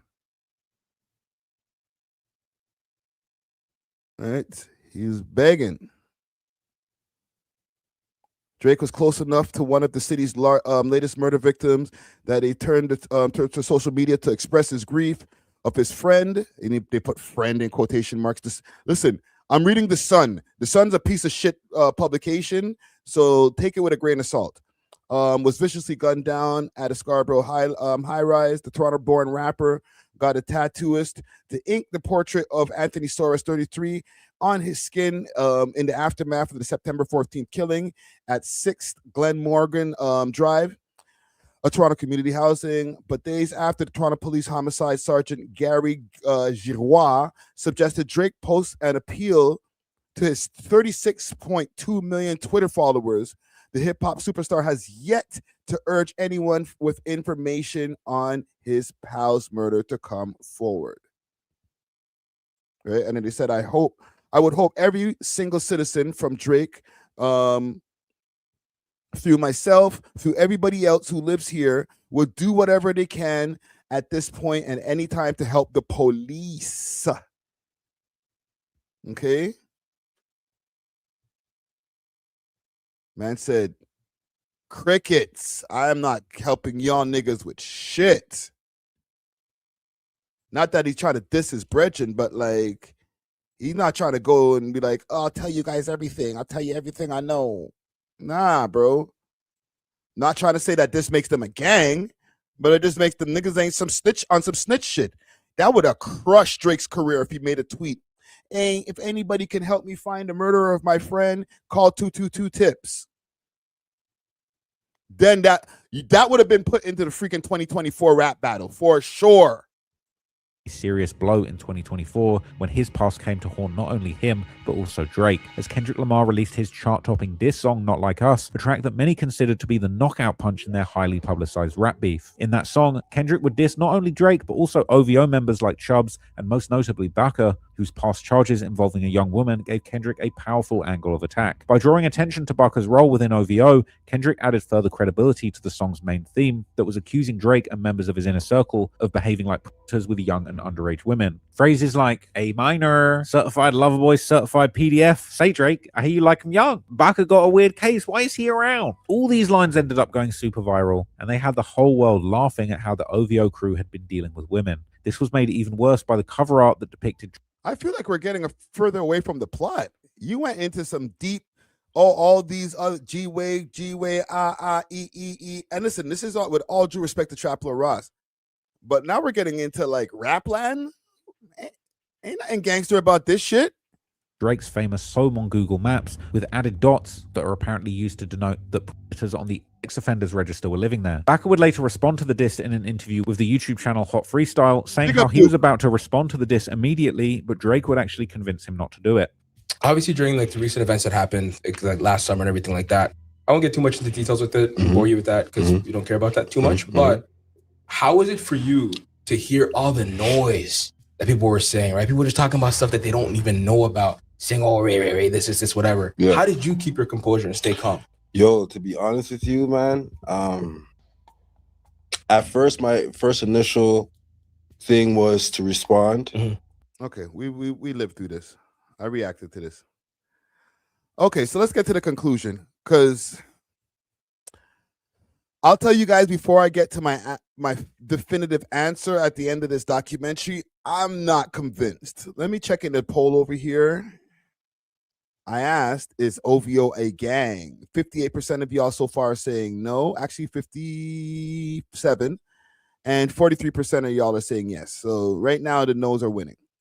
who can be seen in his music videos hanging out in front of the high-rise where the G-Way gang originated from on the corner of Galloway and Kingston Roads, as well as in other housing developments controlled by the gang, like the Innisfree Housing Cooperative, located on the other side of Kingston Road. His music videos also feature other signs of the gang's presence still in the area, such as G-Way tags on the wall. Now, much like the UK drill scene, which has arguably influenced the Toronto scene more in recent years than the American scene, Lil C and his partners are most often seen in his music videos, masked up, hiding their real identities, likely due to the illegal activities that they may well still be taking part in at that point. Or maybe because in Lil C's case, it also builds an aura of mystery around him that kind of keeps the music career moving. Lil C and his partners are also often seen hinting at their affiliation with Drake and OVO, like making Instagram posts with Drake's song, like the song Plot Twist, where Drake raps the line about the G-Way handshake, with Lil C and his partners showing the world how that shake is actually done. He's also followed on Instagram by the older G-Way and Reps Up members, who are some of the main people in Drake's OVO crew, including none other than Drake's alleged top. Oh, Lil C's probably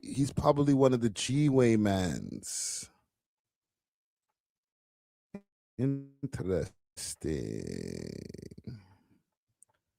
Lil C twisting it up and twisting it up and twisting at me.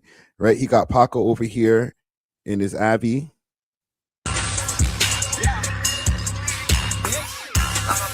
Right? He's in the G-Way.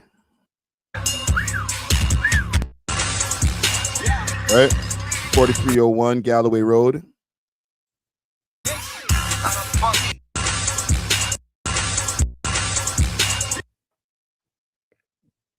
Let's see. Followers.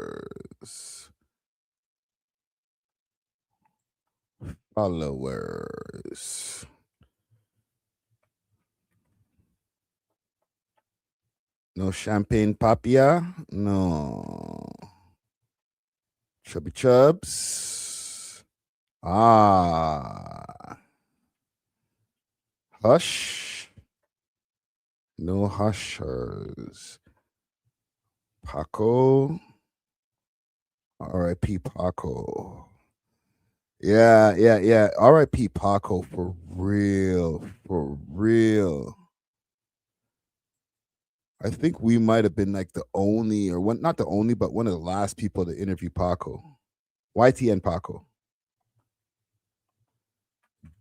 From the younger G-Way. The next generation of G-Way.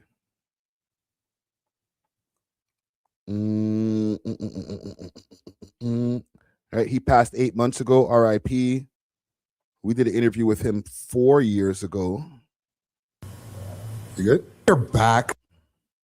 Something about FAB or whatever, and he just started. I wish I timestamped shit more back then. I might have to go back and timestamp some of the shit. Okay, here it is.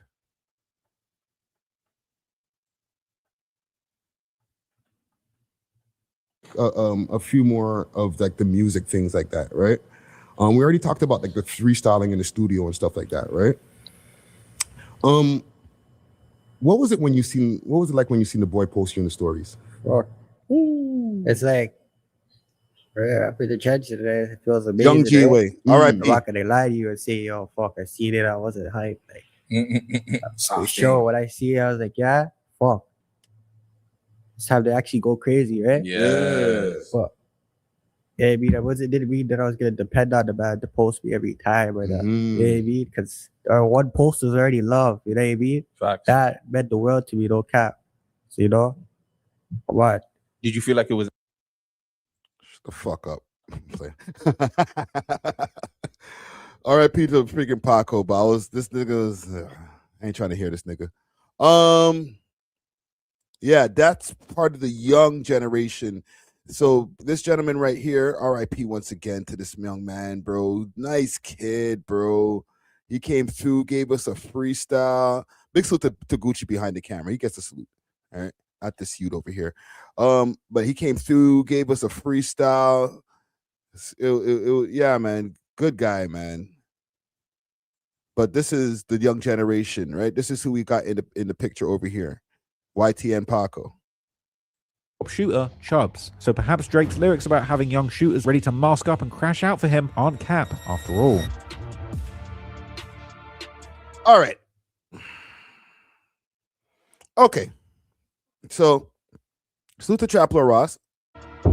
So knowing the history of groups like G-Way and Reps Up, as well as their affiliations with Drake and his OVO camp, the question still remains, is OVO really a gang? While many people associated with OVO, including Drake's inner circle, do clearly have ties to gangs and criminal activity, officially, OVO itself is much more famous as a music label, a brand, and a business rather than a criminal organization. That definitely doesn't let Drake off the hook, because as we've covered throughout his career, Drake has repeatedly aligned himself with individuals whose backgrounds go far beyond the occasional run-ins with the law. Among those, even people like Tyshawn Riley, aka Greasy Money, whose freedom Drake has continued to demand in his songs, and who police and prosecutors have linked not only to the murder of a completely innocent bystander, which he's still in prison for, but also up to 6 other murders and numerous attempted murders. Then there's guys like Bucker, a member of Drake's inner circle, whose long criminal history includes not only other violent crimes, but also highly problematic charges related to prostitution and trafficking. And beyond those individuals are the apparent connections between members of Drake's inner circle and the newer generation of G-Way members.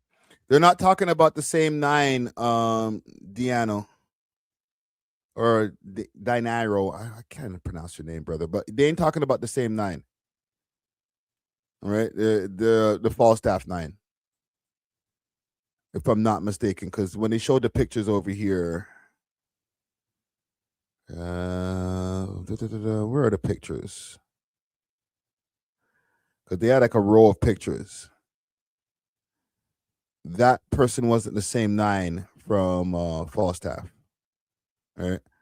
Anyhow, so I'm not going to find it now. Salute to Trapler Ross. Who seemingly remain active on Toronto streets today. So Drake has really surrounded himself with an extraordinary number of people connected to serious criminal allegations and gang activity of all kinds. And as long as these relationships... Yeah, this is not the same 9 that that you're thinking about. Continue, there's always going to be the possibility that future investigation could find Drake somehow entangled in some kind of criminal RICO takedown himself. And if that day ever comes, it really wouldn't be surprising to see the police raiding the embassy and prosecutors attempting fuck out. No, Ross, don't do that. Don't do that. argue that OVO really isn't a record label or a lifestyle brand, but is indeed a criminal organization with Drake at the very top. The police raiding the embassy, brother. No. Okay. So here's my conclusion at the end, because I played this video in the beginning of this live stream, and for the people who weren't tuned into the beginning, obviously, like, it's no problem, that's fine. Okay. But I was playing a video in the beginning of the live stream to prove a point, right? It was a video with Peter Adiwal. Okay, he's affiliated with the Hells Angels and different things like that. You know what I'm saying? Like, he speaks about it in this interview over here. And when I ask him about Drake and maybe any affiliations or anything like that, he's like, yeah, we're friends with Drake. Okay, I'll play the part again, just that small part for the people who weren't here. And then I'll give my synopsis on this whole thing over here. Drake, neighbor, Drake getting love from the club here, and this is like real gangs, okay? And this, I'm not to say that the Galloway boys and all of those other gangs are not real gangs. They're definitely real gangs, or not real gangs, but the police are deeming them real gangs, and a lot of wild activity has happened. But as far as organized crime and different things like that, like the Hells Angels, the mafia, they get it. They, wiretaps, all kind of wild investigations on a regular. Thank you, Carol. The big league gangs. Okay, so if anything, and I'm not saying that Drake is an HA or anything like that. He has shown love to them. He's posted pictures with picture of the bike, picture of the freaking him wearing the sweater. You know what I'm saying? But I'll play this. I look forward to you guys' future content, because I think you guys got a really good vibe, and maybe people in the comment, so what? I'm not saying there isn't racism. Of course, there's racism everywhere, right? But the way that it's been presented is inaccurate. I'm not sure if the wrong, for hanging out with these people because of what happened in the past, right? Well, there's friends of Drake's that once colored out that way. That's in there. and out here there's a bunch of colored people in there. And I think Drake's always been showing love back. It's not just he's this like cheerleader on the side, and he doesn't get any love back. People watch his back. I can tell you that our whole crews took care of him when he was here for the 3 days on one of his tours.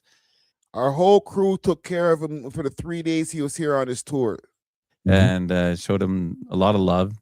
And his issues right now are with my bro because of some personal things, but otherwise a lot of members are still talking to him. A lot of people are still trying to fix shit. It's maybe a break in communication somewhere where Jake didn't get the message properly, but I'm sure if he's listening, he knows exactly who to contact to squash all that shit and make things right. It's not that big, right? And I don't have to re-explain the whole thing. I explained this in the beginning of the stream with the the luminous message that came from like a Hell's Angels enforcer from behind bars. Okay, so here's the thing now with this video here, and big salute to Trap Lord Ross once again. Drake is not, or OVO, it's definitely not a gang. It's a LLC company, whatever you want to call it. Okay, it's not a gang. Is Drake around a lot of guys who are into some, or been around guys who've been into shit back in the days? Of course. Okay. Is he around guys who are into shit now? I doubt it. All right. All of that stuff, the history that we went through, we got to see Drake in his ascension through that whole time. As he was around these guys, it helped him with protection, most definitely. Okay, because as you're growing as a rapper, niggas was trying to get at this guy like crazy from back in the days. So obviously he needed some people around him that will hold him down as he continues to get money. But as he continued to get money, you don't think that he's not going to be like, yo, now I can bless these niggas and keep them out of jail. He raps about this shit. You know what I'm saying? I'm sure he can't help everybody. So there are going to be some mans that are in the street. Niggas have died while he has been ascending in this music industry. Okay. But as far as the OVO and his inner circle and stuff like that, you think these guys are flying around with birds on the Drake plane? No. He makes so much money off of music at this point that being part of a gang, he would have been caught 10 years ago just off of surveillance. You know what I'm saying? Just off of the things that he shows us. Because remember, he's showed us the pictures of him with the 81 sweater and all these different things. Like, it's not like he's like hiding from the freaking cameras. But is he actually a part of a gang? Running around. He got the mob ties. Yeah, when he goes to freaking Houston, okay, he gets held down by the guys who have money in his pocket, who have their hand in his pocket from time. Okay, whatever gang activities that Rap a Lot and Jay Prince and then them been going on with have been going on before Drake was even rapping, before Drake was old enough to even think about rap. My boy over there was doing his thing. Okay, over there in Houston. So when they got in his pocket, yeah, we're going to make sure to protect our investment. You put a hand anywhere near this nigga, we're going to blow your head off. But is it because Drake's, he could say mob ties? Yeah, mob ties. Yes, he's mob ties. But it's because that's their investment. Not because, we filter packs through Drake. Nah, bro. This is the way that they're going to be able to keep their money clean, by staying in business with Drake. So again, I'll say no, Drake and OVO are not gang affiliated or gangs, but they help gangs to really get to making that clean money. Not cleaning their money. Okay, let me be clear. He's not helping them to clean their money. But if you want to route to some clean money, then get with Drake. You know what I'm saying? That's basically my synopsis when I look at it. We'll get your ass off the street. Yeah, I think we can end that there. Big salute to Trapler Ross, though. I think this was a good video. Not one of his greatest, but a good video. Okay. What else do we got over here? Oh, I want to get into this Toronto policeman that was killed today, or I guess it was last night for people who are watching now. He was killed in a shootout, and RIP to that gentleman. You know, I'm saying no matter what, I know a lot of people are like FTP, but you know, the man had a family, wife, so RIP to that man. Okay, he was one of the ETF, the enforcement, the emergency task force, and they've been talking about this on the news all day. I'll pull up a video so that we can review over here. Yeah, actually, one moment. Let me pull up the right video. No, I don't know if I'm gonna make it home tonight. I mean, okay, let's get to it. Good morning and welcome to City News 24/7. I'm Faiza Amin. We continue to follow breaking news this morning.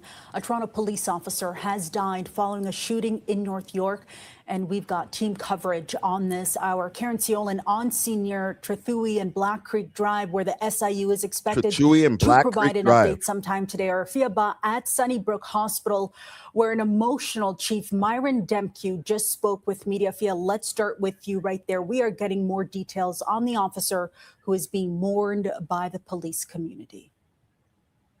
Facts, doctor.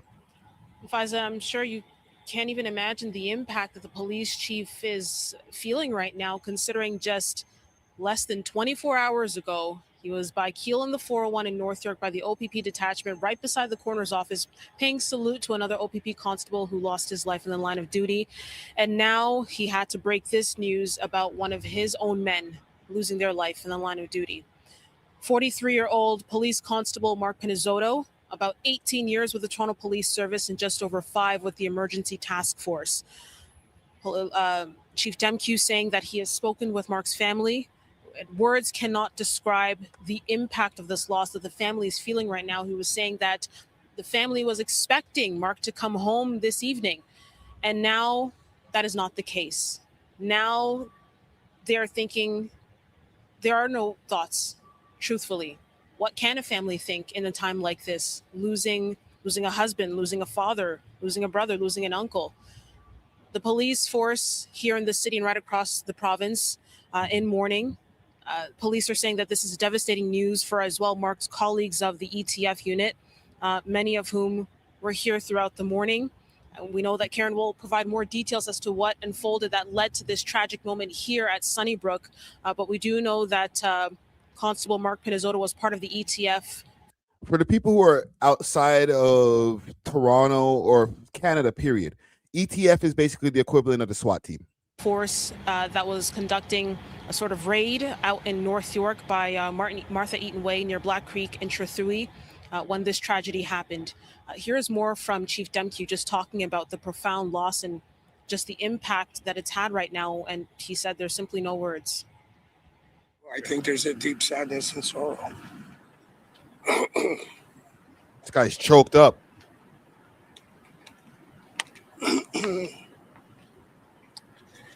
I'm not sure what more to say. There's a very heavy sorrow in our community right now, and these moments reflect or remind us of just the dangers our members face each and every day, and why we need to stand by them, support them, make sure they have everything they need, because as you noted, there's nothing routine about what they do, and they are incredibly courageous members who serve selflessly. And in the last 2 days, we've seen tragic loss of life as a result. But sadness, sorrow, and solidarity. We're standing together to support one another. And so Faiza, police continue to remain here on scene. We know that Chief Demkew, Toronto Police Association President Clayton Campbell, Mayor Olivia Chow was also here as Chief Demkew broke this heartbreaking news. They went back inside Sunnybrook, and there are still officers here that are on scene, again, trying to process and really try to deal with now the loss of one of their own members. Again, 43-year-old Constable Mark Pinizzotto, over 18 years with the Toronto Police Service and just over 5 with the Emergency Task Force. Chief Demkew ending the news in terms of 5 years with a task force. That's crazy. Constable Pinizzotto is a hero in life, not in death. I'll send it back inside to you. All right, another tragedy for the police community here in Ontario. That is our Fiaba reporting next. We want to go to our Karen Seolan, who is joining us on scene in North York. And we are waiting for the SIU triple. Somebody asked, "Ain't this happened way out the GTA?" Nah, fam. Martha Eaton Way, okay, around Chechaway, Chitue. I could never pronounce it properly, but Chicheway, I call it. Provide more details in an update at some point today.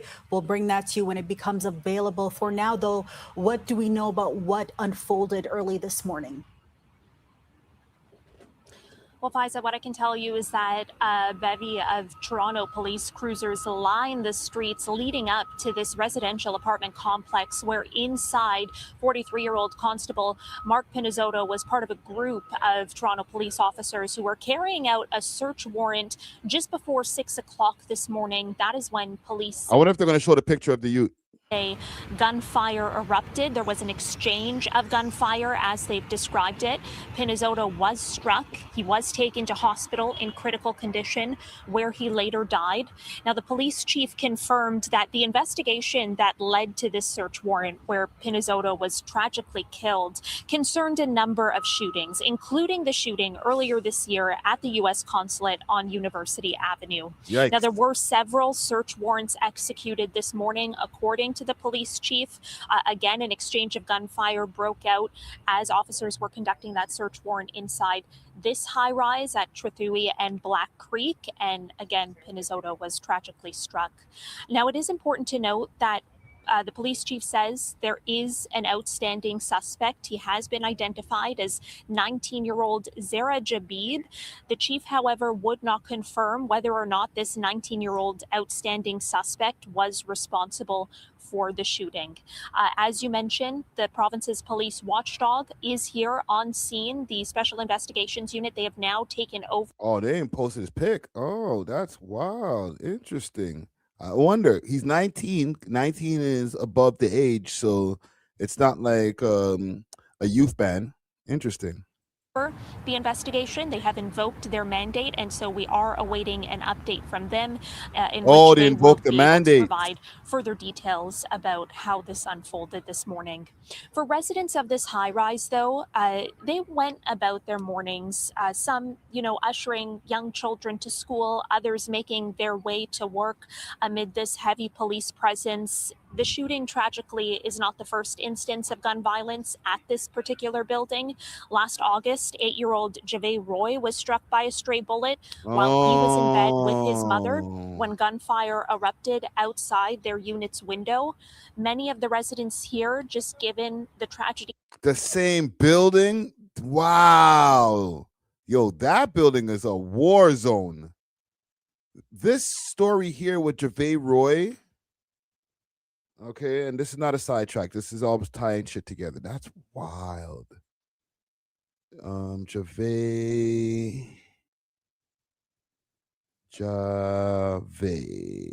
There we go.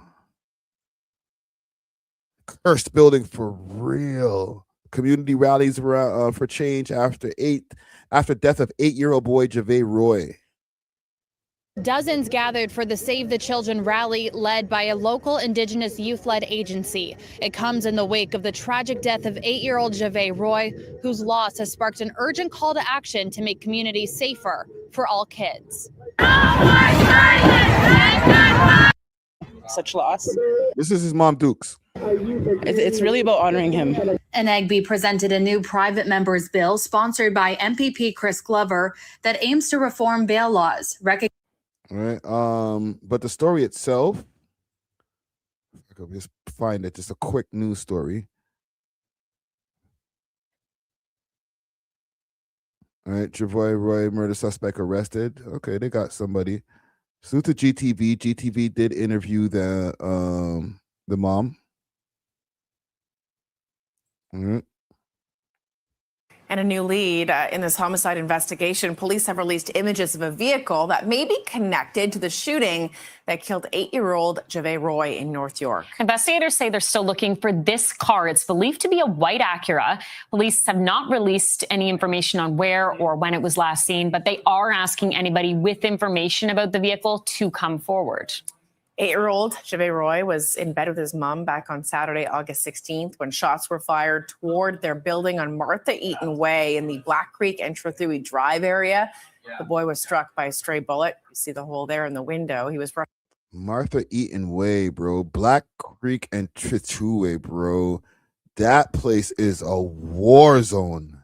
Of that say that they are understandably incredibly shaken by what's unfolded this morning, and they tell me that the gun violence in this building has really taken a toll on their lives. Have a listen. I guess, Boy died yeah. here, by gun violence, and the year before that, another young man, Mario, passed away as well. So it's becoming the new norm, which is really disturbing for everybody that lives here. I spend a lot of time outside, and we're very strategic about where we spend our time outside now because we want to be close enough to a door. We also argue about that with the building management here, about the ease of it is, how easy it is to get in or out of the building, just for security reasons. And some people will be like, yo, just move. You're living there because you can't afford to just live wherever you want to live. So FISA, as I mentioned earlier, the SIU has invoked its mandate, and so currently we are awaiting an update. The SIU?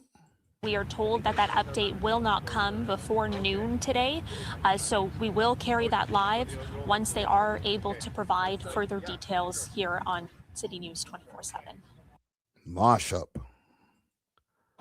So the Reddits have been doing what the Reddits do. And there was a post, they're saying on Keepsake Solid Stories, Keepsake Solid supporting terrorism, they're saying. It says, salute little bro, and this is the guy that they're looking for, Zara Jabib, 19, right? It says, salute little bro, you're not a villain, you're fed up of watching bankers and lawyers kill innocent children.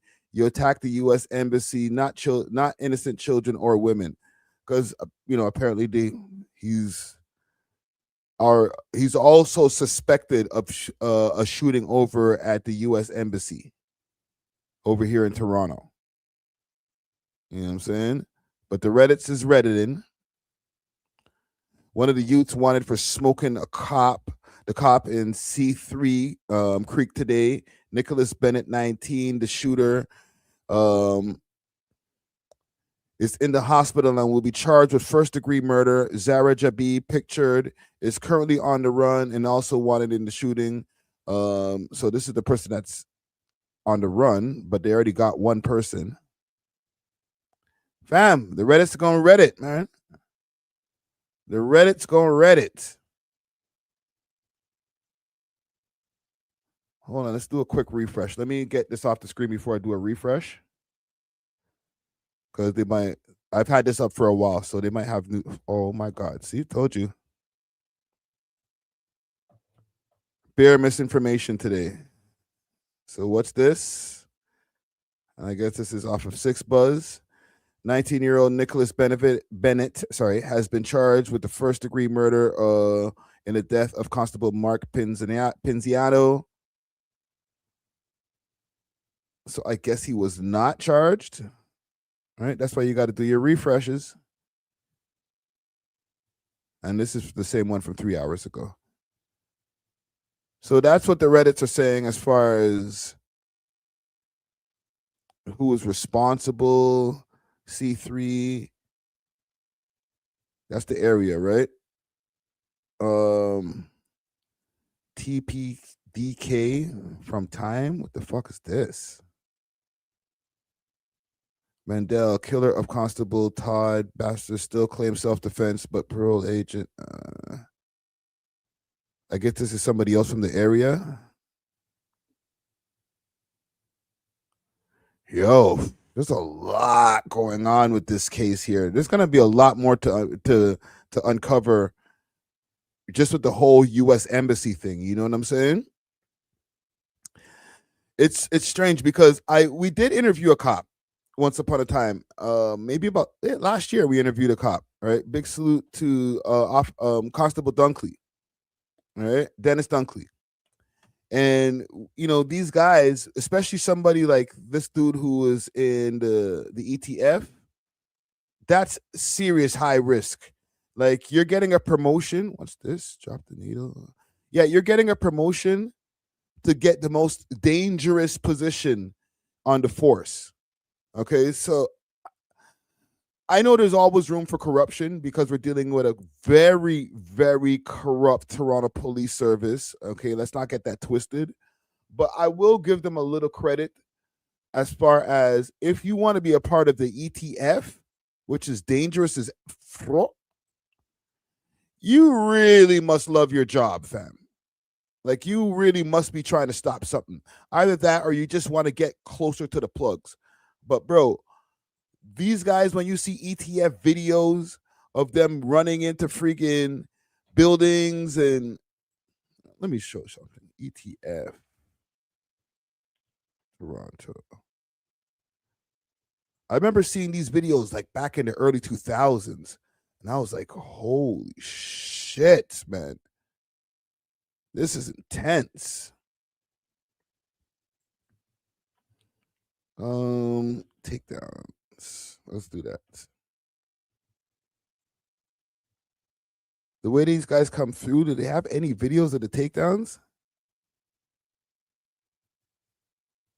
Or even just the training? Look, meet the at Toronto Emergency Task Force. Watch this. Hi, I'm Rochelle, and today we're at the Toronto Police. Is this the one I saw 10 years ago? This is the one. And I think this is from earlier than 10 years ago. Facility. We're here to learn about what they do and how they do it. So let's This is like from the earlier 2000s than 2016. drop in on them. ETF is a specialized unit within Toronto Police Service. We handle all the high-risk incidents that happen across the city. We get notified about any high-risk incident that's happening.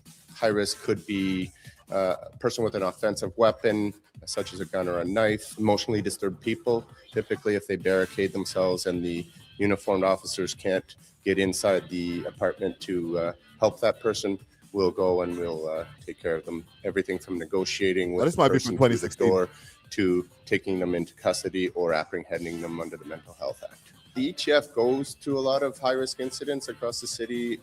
Almost Look how the man them are moving, fam. Our goal is always to resolve the situation in the safest manner possible for everybody involved, whether that's the officers that were there first, ourselves, or the people that. Teamwork at the ETF is paramount. I want to see like some of the training, because like they show these guys going into the sides of like scaling down the sides of buildings and all kind of wild shit. Is this?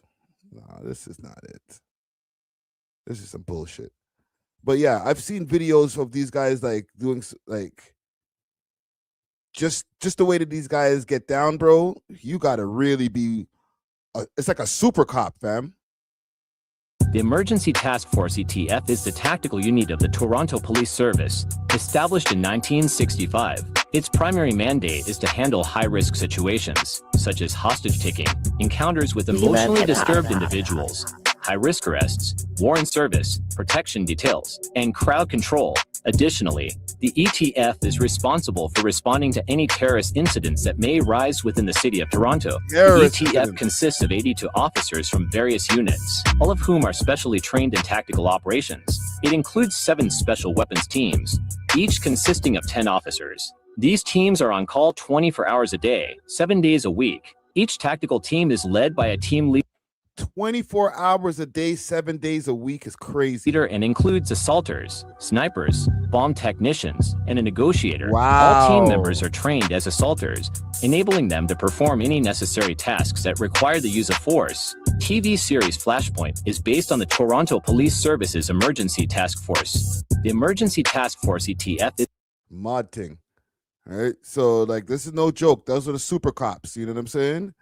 It's not the pencil pushers or the guys who are just driving around giving tickets or that might could chase you down, but they're not going to chase you down too crazy. All right. If the ETF is coming, you did something fucked up. All right. But we did do an interview with a Toronto policeman and we asked him about life-threatening situations, right? Big salute to Officer Dunkley once again. He gave us a little breakdown of like how he deals with like life-threatening situations or other people on the force. There's every call you go in with that mentality. Like you never the way that we're trained there tonight. You haven't had a time where like you haven't, you know, I don't know if I'm gonna make it home tonight. Nah, I mean there's every call you go in with that mentality. Like you never the way that we're trained, like you can't take anything for granted. The simplest call, oftentimes the simplest calls, like pulling someone over for no front plate, are the ones that turn deadly, right? So every time I go into a situation, like any call, I always have that like, don't stand directly in front of the door, don't you know, like put your back, like find your exit before you enter the room. You know what I mean? Yeah. So I have that mentality all the time. So I'm always on that kind of high. So I don't really. This guy, I don't know, for example, right? Well, he was saying tactical teams aren't for most people. Like he used to be a rapper, like a Christian rapper, and you know, he became a cop, and I don't think he's gonna be, you know, like gunning for that spot. No pun intended, but like gunning for that spot to be an ETF officer. You know what I'm saying? Like sometimes you just gotta be like happy where you're at. I'm dealing with enough danger in this position here. I don't need the gray suit. I'm cool with the blue one. Not me, okay? Even though I know y'all call me federal, but him, right? Like he's cool with the blue suit. You don't need to upgrade me to the gray suit with the big gun. You know what I'm saying? The one with the scope and the laser and all that. No. I'm good. All right. Let me go, you know, get some overtime doing traffic and shit like that. Just standing there in the fucking heat while the construction guys are doing their work, and let me go get a $60 an hour. I ain't trying to crash through nobody's window. I can't really think of any particular time where I wasn't on that level of vigilance, right? So what's the most common call you'd say you deal with? Because obviously you guys deal with a range of calls, but what's like the most common on a day-to-day? Domestic, but no, I'm joking. No, facts. So a lot of domestics are always going to be there, especially like, domestics are always going to be there. We get a lot of B&Es, like break and enters, and car thefts. Like you said, like unwanted guests where somebody is loitering, like you know, like an underhouse person kind of thing, shit somewhere that you know they're not supposed to be, and it sucks because it's wintertime now, so it sucks. Kind of feel bad, like hey, they gotta go. But you know, what I mean, they gotta go. So that's pretty much the main. Not light shit, but light shit in comparison to the ETF. The main ones. Yeah, you know, you get your sounds of gunshots and all of that. A lot of times it's fireworks. Sometimes it is gunshots, but you can't confirm it, or you know. So, Yeah. I like how they're not trying to go run in while the gunshots are still happening, or we have a warrant to go get the guy who might have a big ass arsenal of guns behind the door. Yeah, that's gonna be the ETF guys that are gonna go in there. Officer Dunkley ain't doing that shit, fam. Salute to Dunkley, bro. Stay alive, brother. Okay. That's my only cop friend right there. All right. And the quota's closed. But bro, all right. Is it RIP to this man here, the cop? Or y'all can give him an RIP? Do we have enough empathy as people that I know? A lot of us are like FTP. You know what I'm saying? Is there enough empathy to give this man an RIP? Let me know, man. All right, like I said, the man got Utes, fam. Oh, astounding, an astounding no. Listen, fam, I understand because a lot of these guys, they sign up for this shit. That's what you want to do, fam. You want to chase criminals, then you get what you get, right? But Friday called the boy them on his tenant. I did. He had a mental health issue. He had to go. Someone please call 911. Right? I did that. Stand on it. Who are you going to call? I'm not in the streets anymore. For real. Like, who are you going to call? In the end of the day, I don't fuck with these guys neither. I've been done dirty. But in the defense, maybe in their defense, okay? Y'all can clip this. In their defense, anytime that I've been done dirty, I was doing crime. right? I know there's racial discrimination, obviously, so we got to deal with that. But I might have fucked that up for myself because, you know, during the times when I did have like my most police interactions, most of the time I was doing crime. I was trying to hide it from them. They might have not. I might have been racially profiled, but part of them was right. You know what I'm saying? I'm just saying, whoever those cops were at those times in those years, they might have just had a little bit more, you know, insight. They might have been like, yo, you do kind of look like a criminal. Those plates, what are those Montreal plates on the Benz? Pull that one over. Let's see what I'll go on.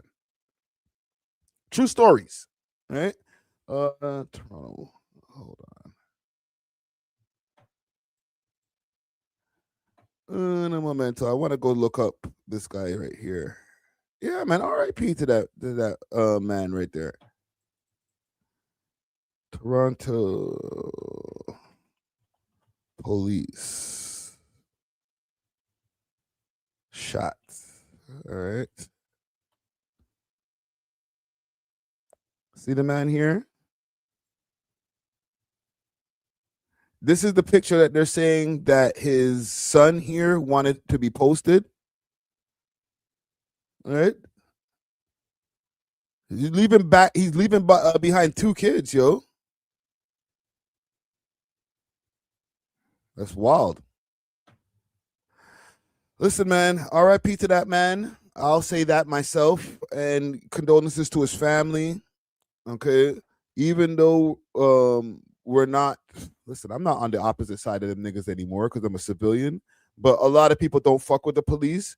I also don't fuck with loss of life. So I don't know what's going to happen at this point. They probably will find that young man that is, you know, they deem responsible, who's allegedly responsible for this, because it is a police, so they're going to try their hardest to find that youth, right? But we'll keep you posted, and I'll also keep you posted if any way intertwining in the rap scene, because I feel like we might find out a little bit more later on. I got one more story for us, and then we're gonna touch the roads, okay? Because we are a hip hop platform, and you know there's the 4 elements of hip hop. There's rapping, there's DJing, there's b-boying, and there's graffiti. Okay. However, the graffiti problem in Toronto, it helps in some ways because, like, you see some people get to put up some really cool art pieces, but not everybody's always happy about the graffiti shit. Okay. It's not a new problem, but there's still new problems arising. Okay. So I'm going to play you all a quick video, and then I'll give you all my thoughts on this. So, repeat vandalism in Toronto leaves homeowners frustrated.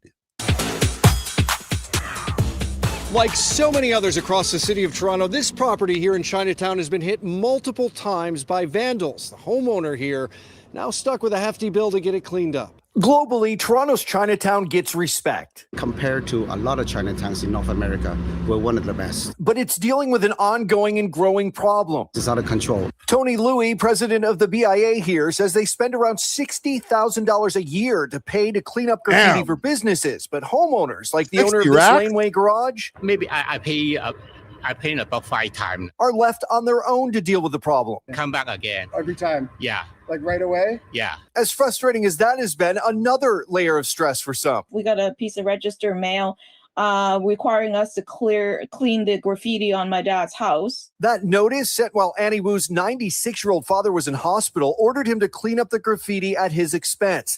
The notice sent after someone reported it to the city. They gave me a quote. So we're looking at $5,000 to clean everything. It's like being victimized twice. Wu says they went through the same thing 3 years ago, paid to get it cleaned only for the wall to get hit shortly after. Really, this is untenable and it's punitive because we're not the criminals here. Wu calling on the city to look into a program to help homeowners. She points to Winnipeg, which offers free graffiti removal services.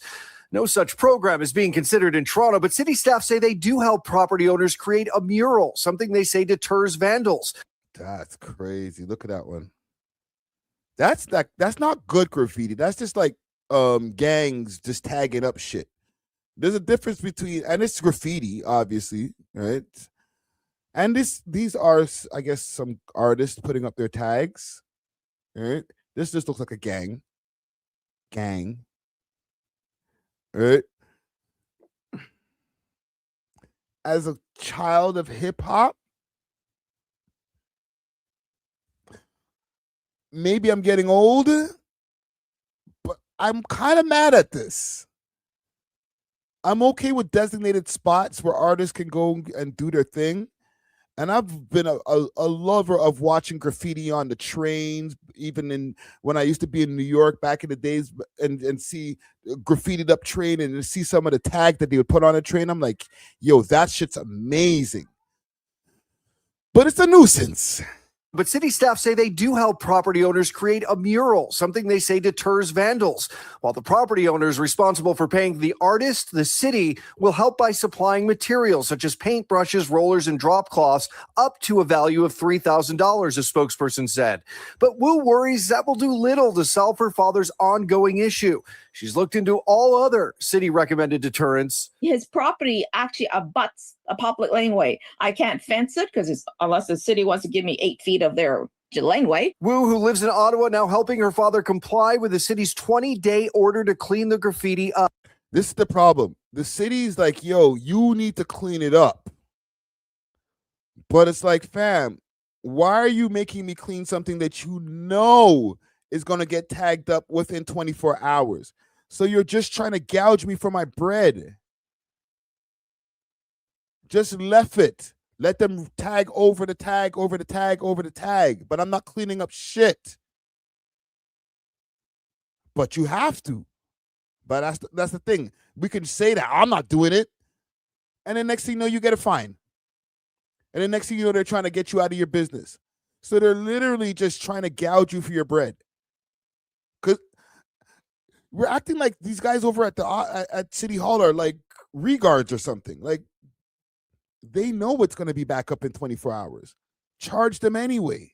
Up at the same time, she continues to pressure the city to better address the issue. The city has yet to hear me. I've copied the city councilor and the mayor, and I've never gotten a feedback. Olivia, that's how you're doing your Asian sister over there, Olivia. You're just letting her dad spend 5 racks.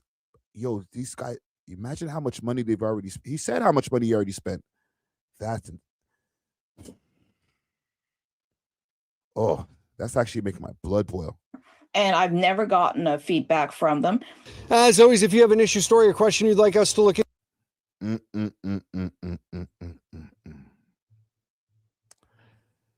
See, the thing is, like, again, as a child of hip hop, I feel like there's good graffiti and then there's just like nuisance graffiti.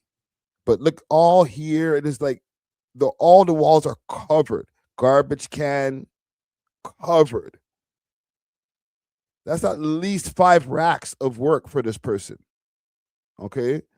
I get the expression and stuff like that. And, you know, shit, we hip hop, you know, we do graffiti. Nigga, somebody got to clean that up, bro.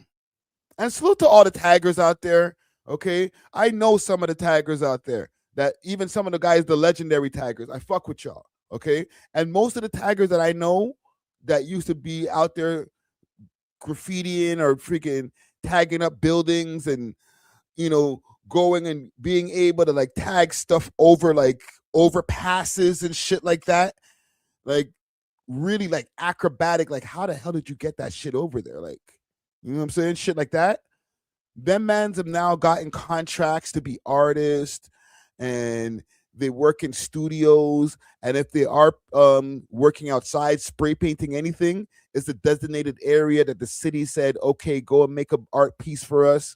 So they you know, most of them, I'm gonna say all of them, most of them have been able to transition to become full-on artists, you know, to express the art that they already have inside them, because they weren't just spraying up just a scribble of their name. Like, these guys were making art pieces and shit like that. So salute to them. You know what I'm saying? And then a lot of the other ones who didn't get those art jobs work in art shops or collection places. You know, I'm not gonna ball out. Well, salute to Toronto Collective. There's guys in there that were taggers at one point in time, and now they're working 9-to-5 jobs, and they're giving advice on getting spray paint for people to go and do legal tagging. All right. As well as, hey, get these different collectors pieces and hip hop freaking memorabilia. You know what I'm saying? So a lot of those old school taggers have evolved, but a lot of these guys, there's a lot of new guys. You know what I'm saying? I don't know if it's just gonna be an evolution thing, but at this point now, it's become a nuisance to me, bro. You know what I'm saying? But that sounds hypocritical. So I don't know. I'm kind of undecided on this one right here. All right. Let me check in the poll and see how you guys are feeling about this. I asked, are you mad at the graffiti? 70% of y'all say no. And I know this is a hip hop ass chat. You know what I'm saying? The channel's called We Love Hip Hop. So of course you're not gonna be mad at the graffiti. And I hear you. But like I said, I'm still undecided. Okay. Let me ponder on it. Let me take a nap and sleep on it. And I'll let you know maybe on the next stream. But I think we could end there. I have some topics for tomorrow.